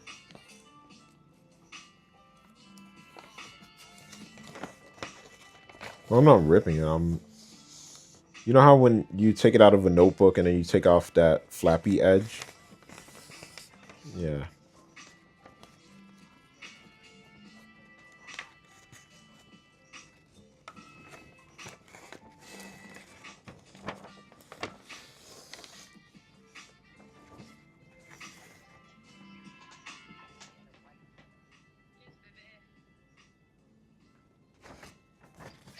How do these containers leak? I don't understand this shit.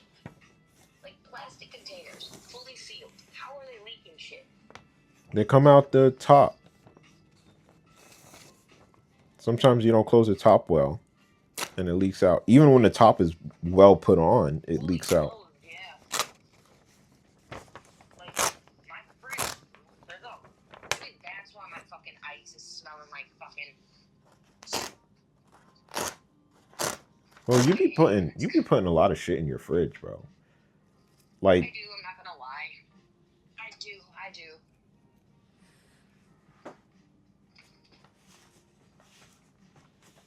but it shouldn't be like breaking. But like, damn, man, you gotta cut back on that.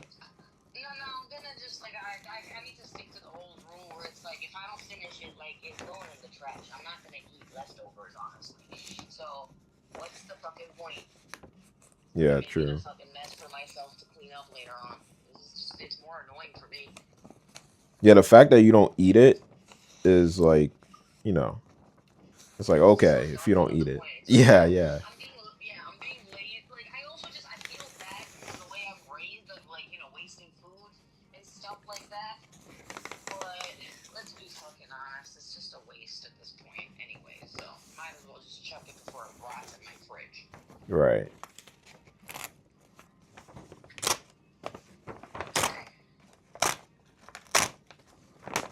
Freaking wipe the fridge down now. It's fine though. It's better than having it dirty. Hold on.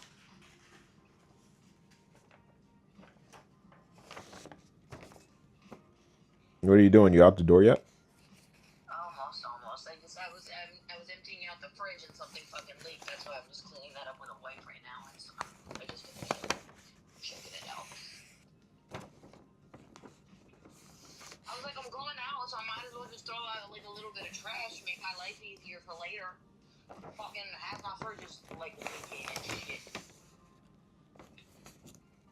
That shit better not get moldy again, man. No, I'm keeping an eye on it. Pretty good quality fridge, though. It shouldn't. For the most part.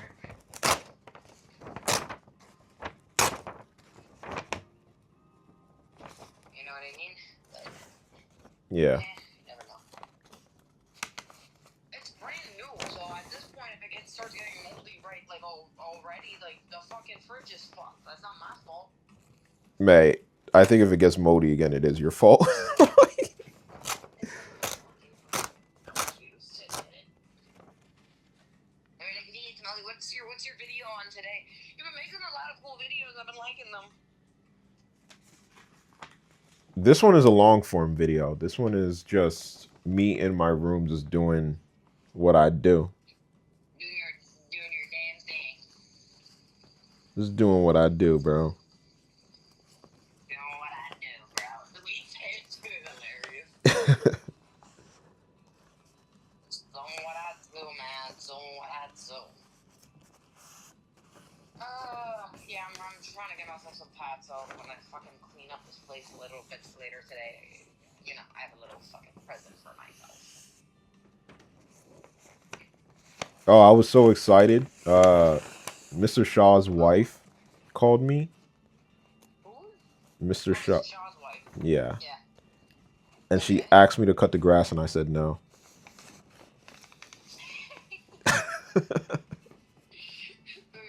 I said no. It's because yeah, you put in the video that you told him your price, and he was like, "I'm not paying that much."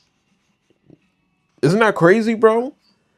Dude Yeah, asked me. I told you he was gonna lowball you either way, so you might as well tell him a ridiculous amount. If he actually wants you to do the work, like he'll pay. Yeah, exactly. That's what I'm saying. Like he knows he's getting a good deal with you. Yeah. Like he So would get make it sure nowhere to pay else. fucking more. Yeah. No, but he's also a dickhead. I'm sorry. Oh, absolutely. I know that for a fact. He's an asshole. He literally made you come over, was like, okay, what's your price? And then goes, okay, I'm not paying that. Why'd you make me come, you dick? I mean, I get it, it's like right across the street, but still. No. It doesn't count, bro. You need to like. He asked me. He was like, "What's your price?" I was like, "What are you gonna pay me?" And he was like, No. Tell me what you want to do the job for." And I was like, "Okay, I'll go take a look at it. I'll tell you what my price is." And I was like, "Okay, I did it for you last time for 45. Let me do it again for 45." And he's like, No. There's not that much. And he's like, 45? "Yeah, I yeah, thought you told him $100 and he was like, fuck that. You told him 45 and he said no, he wanted to give you $20 to call it a day. exactly, bro." What an asshole. And then he asked me to do more stuff on top of it, just like I said in the video, bro. I, he asked me to do more stuff on top of it. I did that video before I did the job. I was just livid, bro. You actually went and did the job? Yeah, I'm too nice of a person, Oh, man. Sorry, I'm well, trying to well, today change. at least you stood up for yourself and she was like, hey, can you come back and cut the grass again for a very cheap price? Because we think you're a slave. And you were like, nah, pay me what I'm worth. $5 more. Oh boy, That's crazy. I'm sorry. What the fuck? can't be doing it, bro. And then she called me. She was like, "Yo, there's like four houses," and I was like, "Yo, bro, no." Like, I was like, "Oh, I'm very busy. I'm sorry, I can't do it." 4 hours? She wanted you to cut the lawn for 4 yards? Isn't that crazy? I would have been like 100 each. 100 each. Yeah. You're like, honestly, I get what I get you're nice, but like, it gets to a fucking point, my guy. Yeah, exactly. No, that's why I sit there and I talk to myself. I'm like, "Yo, bro, you need to step up, bro." Like, Yeah, like, I'm pissed off for you. This is annoying. yeah. I'm not even the one cutting anything. Can you imagine how I would fucking act if I actually did any type of fucking labor towards that shit? Like, oh my god, when I tell you I would be fucking murdering people. Like, pay me what the fuck you're supposed to pay me, you dick. Alrighty, we're walking out. But yeah, what's your video about today? I told you, I'm just like, literally, I'm recording right now, and Oh, okay, it's just like every day. yeah, it's been going on for like an hour so Burn some far. food.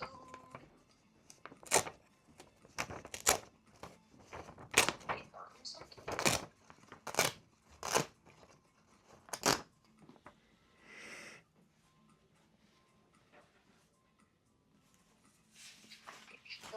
Immediately when I get an email from my building, I'm like, they're talking about me. Right? You fucking paranoid ass. Okay, well, I am still actively smoking marijuana.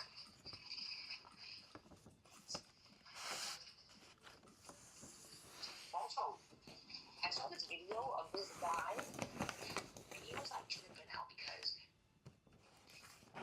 somebody gave him like a laced weed or something. Like he was flipping going through psychosis. Like I'm talking like the cop tased him twice. He fell on the ground, and when the cops trying to arrest him, he's like, "No, no, you don't win. No, you don't." Bro, mental illness is not a joke, bro. Especially psychosis, bro. Psychosis Yo, sucks. no, the thing is, what happened is like his mom, when he was like tripping out, so his mom was like running away.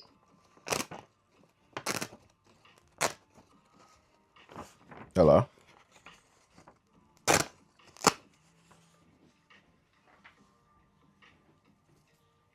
don't like any of my neighbors, honestly. Except like, ooh, I couldn't hear you for a little bit there, man. You're in the. sorry, I was in the elevator, yeah. Oh, we had hands on the ladder. Whatever. Anyways, so the cops came because initially, right, he goes to his like, I guess he was like tripping out.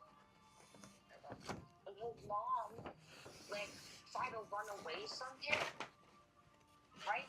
And he tackles her onto the floor in front of like a neighbor's like camera, like ring camera. So they come out concerned, like, is everything okay?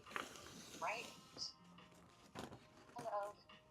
But this man was literally going through full-on psychosis trying to convince the neighbor lady that his mother has dementia. I was like, what type of Uno reverse bullshit is this? Yo, she has dementia, bro. He's like, nah. She has dementia. Don't worry about it. He grappled up to the ground in front of them. And he's like, don't worry about it. Don't worry about it. That's crazy.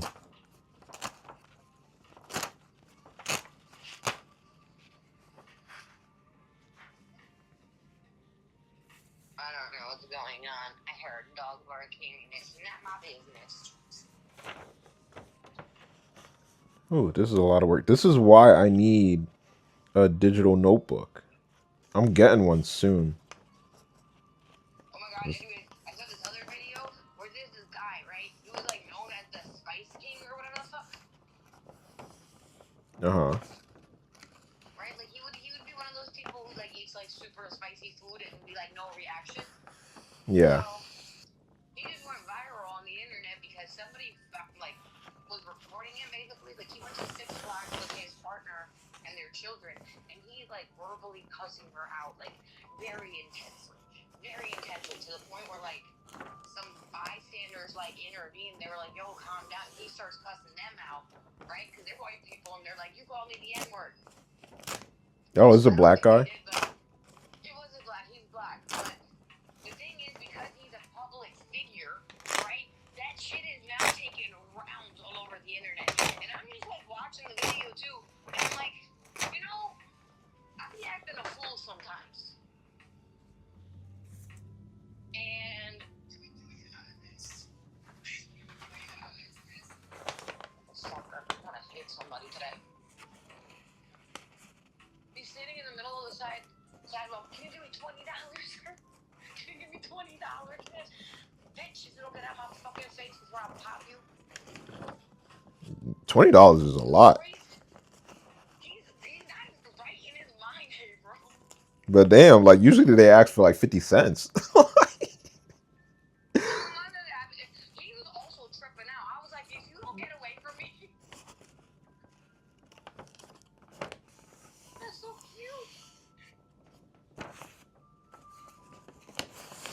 Anyways, yeah, so he's like, shut the fuck up, bitch. Shut the fuck up. It's just like wife or girlfriend or whatever, right? And people are reporting him. And the motherfucker goes viral, and he's like justifying it by saying, "Oh, I was verbally attacked by those other people, and they were racist, and my girlfriend was trying to tell me not to defend myself, and that's all I was doing." I was like, "No, you weren't. You were trying to beat up women in a park." Wow. I don't know, but the way he was like in her face cussing out his girlfriend, like he probably hits her. Was he high or something? No. How would you know, bitch? You're in a Six Flags acting like that. You must be, right?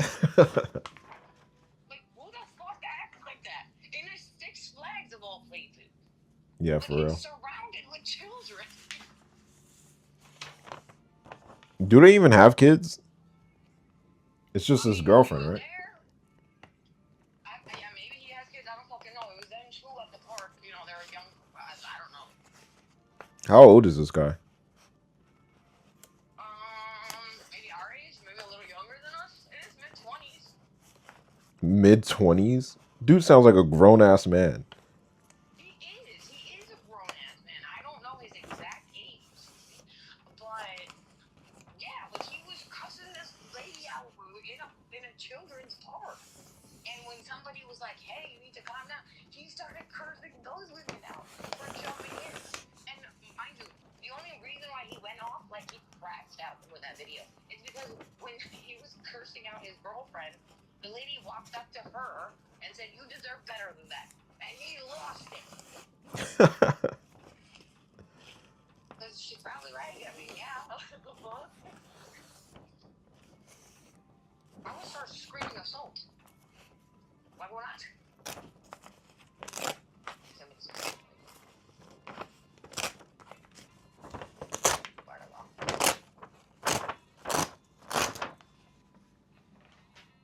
Oh shit. Oh, this is I double fucking sided. hate white people. Wow, man. There's this man praying right now, and this motherfucker just took his dogs to piss in front of the tree he's in front of.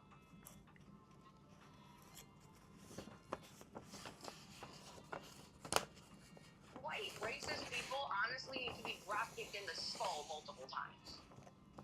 Cunt. That shit pissed me off.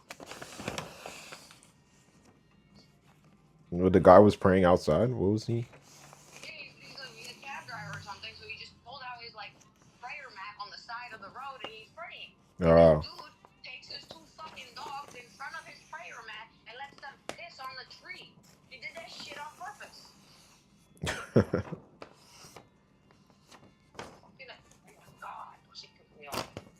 It's fine. I guess they changed the way they're eating low dishes.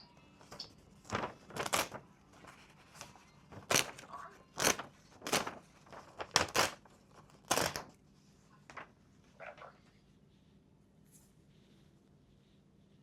Anyways, hey, do you like oysters? Like raw seafood? I eat sushi. Huh? I eat sushi. No, like, do you like oysters? I'm specifically asking. For oysters? I don't know if I like them Right? raw. I've never tried them raw. You try them cooked though? You Yeah. like them? Yeah, of course. It's kind of like a clam. Like, it's not like, you can eat a mussel, you can eat an oyster, I'm sure. Yeah, I mean, I barely taste them. They're so small. I haven't had really good, you know, Hello, how are you? Good, thank you. good oysters. But all right, man, let me let you go, bro. Give me one more minute, and then you can go. You're buying stuff right now, right? Yeah, I'm looking at you going up, like it's like a big ass iPad. Thank you. Hi, how are you? All right, thank you. Thank you very much. All right, let's do. I did 27 grams last time. It was 14 total. Well, those are good deals. Okay, I'm just gonna get 14.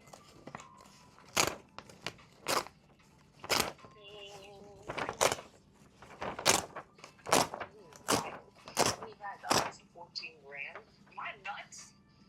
What? Hey, let's try this brand, I guess.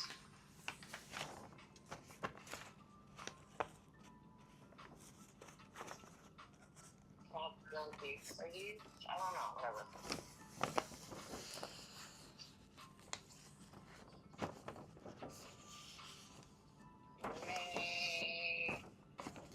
I always don't know where their thing is or why.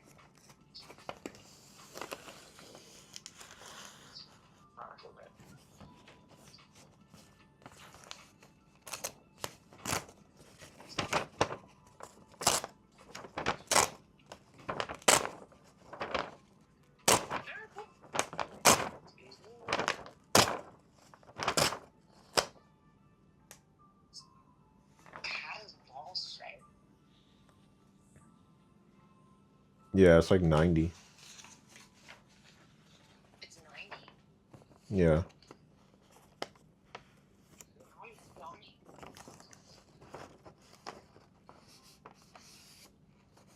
I guess I'm out the shorts. Yes. Yeah.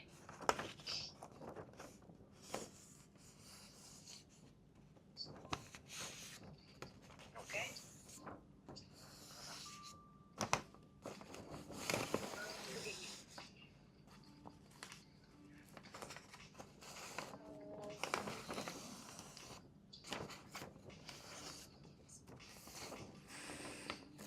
Thank you. Appreciate it. Have a lovely day. $3 in cash. That's for you. Thank you. Have a nice day. You too. I love the security guard that works at the pot store. Like, you know, it's so nice. Wow. But all right, He May. just gives like warm vibes. He I doesn't just leave me when I'm walking home after I walk by like 50 crazies. Well, some friend you are. said 5 minutes. I've been on the phone for like how long? 30 minutes, May. Come on now. We're literally recording your vlog, okay? We're vibing. Do a little dancey dance for the camera. Hell no, bro. So Yeah, it but I'm changes the about to. dynamic. I don't know. Have you seen my TikTok? I've been getting a lot of likes lately. I haven't seen your TikTok now. I don't know. I posted something last night. I don't even remember. I don't even know what I posted because honestly I didn't pay attention. I was drunk as all. But that shit has 289 likes, and I'm like, who the fuck is liking my shit? I guess I shall leave you if you want to go so badly. All right. I'll talk to you later. All right, bye. Bye. Oh, I don't even know how long I've been recording, bro.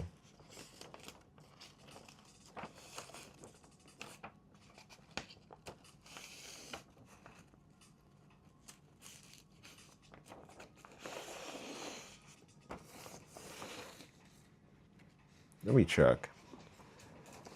All right, so I haven't started Blackjack yet, but I'm going to. And that was a good video on just like what I'm doing. This is what I'm doing. I'm ripping up paper right now. But as I'm doing this is a whole process. You know what I mean? Like things just don't happen overnight. Like it takes a little bit of time. It does take a little bit of time. So this is just my process of like this is what I'm doing day to day. And hopefully like somebody sees this and they're like, all right, he has talent. He doesn't have to gamble. Like, but I think that's gonna be part of me because I've got it down to a science at this point. You know what I mean?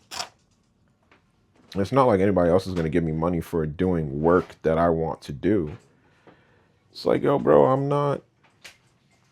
Like I said, like I was just on the phone with that person, and they were like, "Yo, I got 4 yards," and I was just like, "Bro, four? Like, bro, what? I'm not cutting four people's lawns. I have my own lawn to cut. Like, why are you giving me?" And I know for a fact. I think I already said this. I was like, "Yo, I know for a fact it's because it's so cheap." They're like, "Yo, bro, I'm just gonna pay you $30 to cut my lawn." They were probably talking to everybody. They're like, "Yo, this kid cut my lawn for $30." And that's where being nice comes in. It's just like I want to get my foot in the door just to see what's going on in here. That's basically what nice guys do. They put their foot in the door. They're like, "Oh, this is nice," and then you shove them inside. You know what I mean? But this time I fought back. It was like, "Yo, bro, I'm not going inside, bro. Like, I'm not going inside. I see what you got set up here, and it's not cool. It's definitely not cool."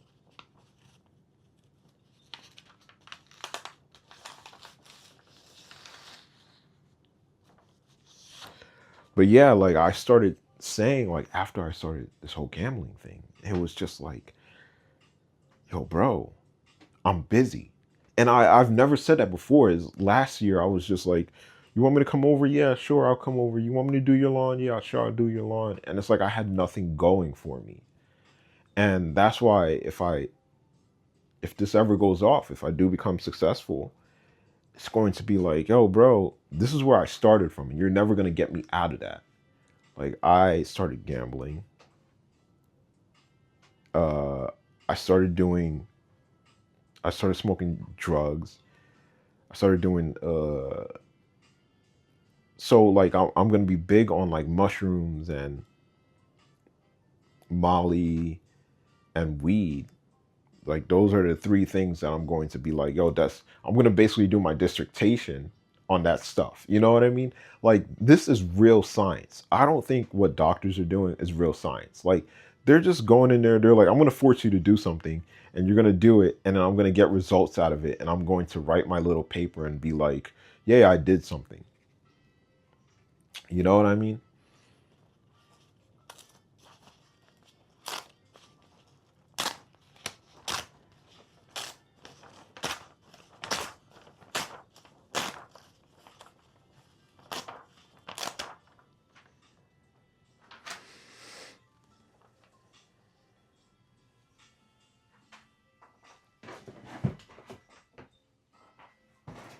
Because that's what people do, bro. People take advantage of the fact that you're disabled. Like they don't see that they're doing it. They don't feel like they're doing it. They just feel like, "Oh, you have nothing to do, so let me take up your time." And it's like, "Bro, I have plenty to do. You just don't see it." And if I tell you what I have to do, you're going to be like, "Oh, no, that's just a pipe dream." Like like my mom, I remember when I first got this computer, she was just like, "Yo, I don't know why you need that computer." And I'm like, "I write." And she's like, "No, that's just a dream. Like that's just a dream." I was like, "Oh, well, I guess it I guess it is a dream." You know what I mean? Like it gets you down. Like it's just like, "Oh, okay." But it was good enough for me to get out of working, and basically it was good enough to get me out of working. So, people don't see it like that. People don't have that thought process. They're like, if you had this thought process, it's like, oh, that kid became disabled for a reason. There's a big reason behind it. There's a big reason why he got off his medication and went on the run. There's a big reason why he started selling weed. There's big reasons, but doctors especially, they minimize it. They minimize everything. They're like, oh, he got addicted to drugs because he's schizophrenic and he's abusing it. He was just abusing it. That's all he was doing. So when people ask, they're like, yo, what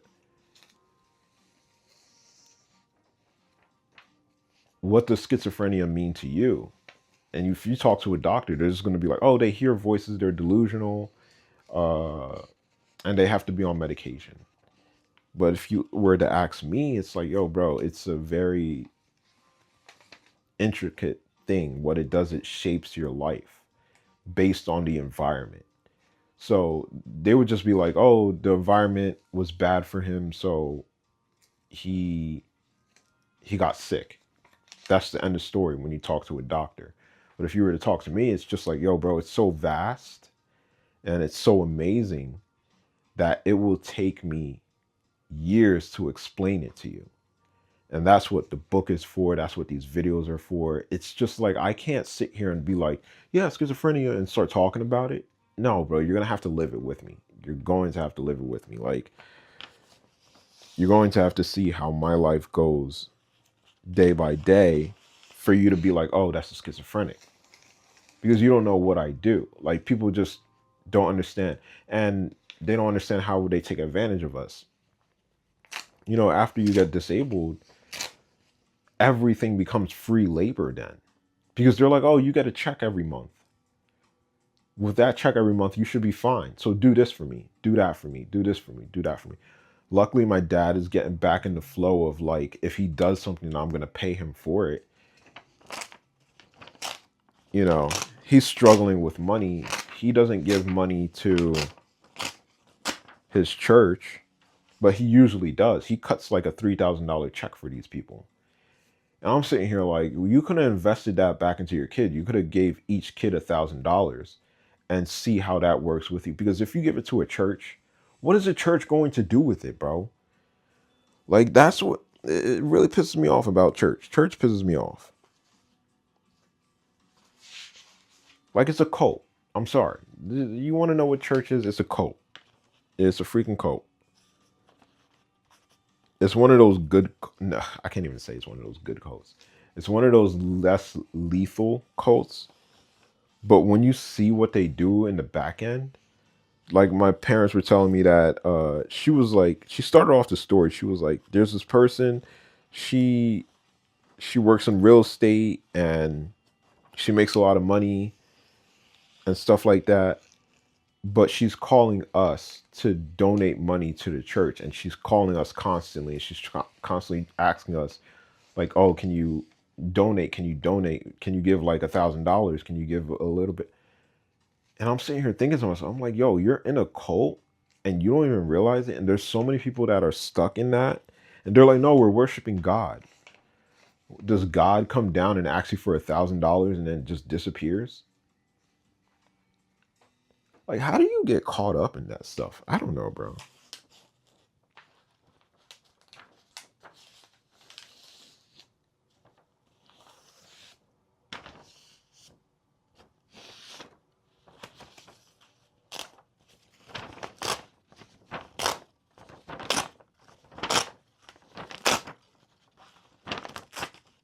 Like, so many people are caught up in it. So many people are caught up in it, bro.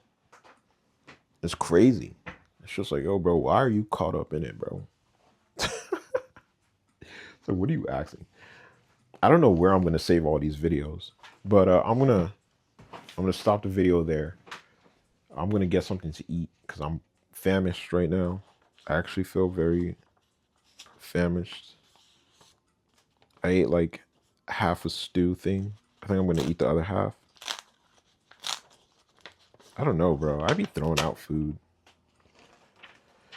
because I want something different each meal, and sometimes it's not different. I don't know what I'm gonna eat this time. I think I'm gonna eat some pasta. Hold on, let me check.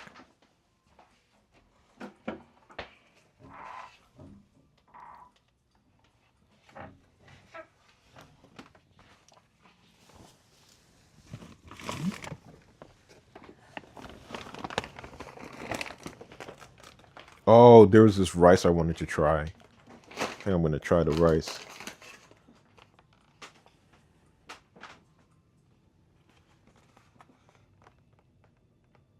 I don't get paid for this. I should. I should. I'm gonna try something. I'm gonna try something new, bro. I'm gonna try something new. All right, peace out. Peace out.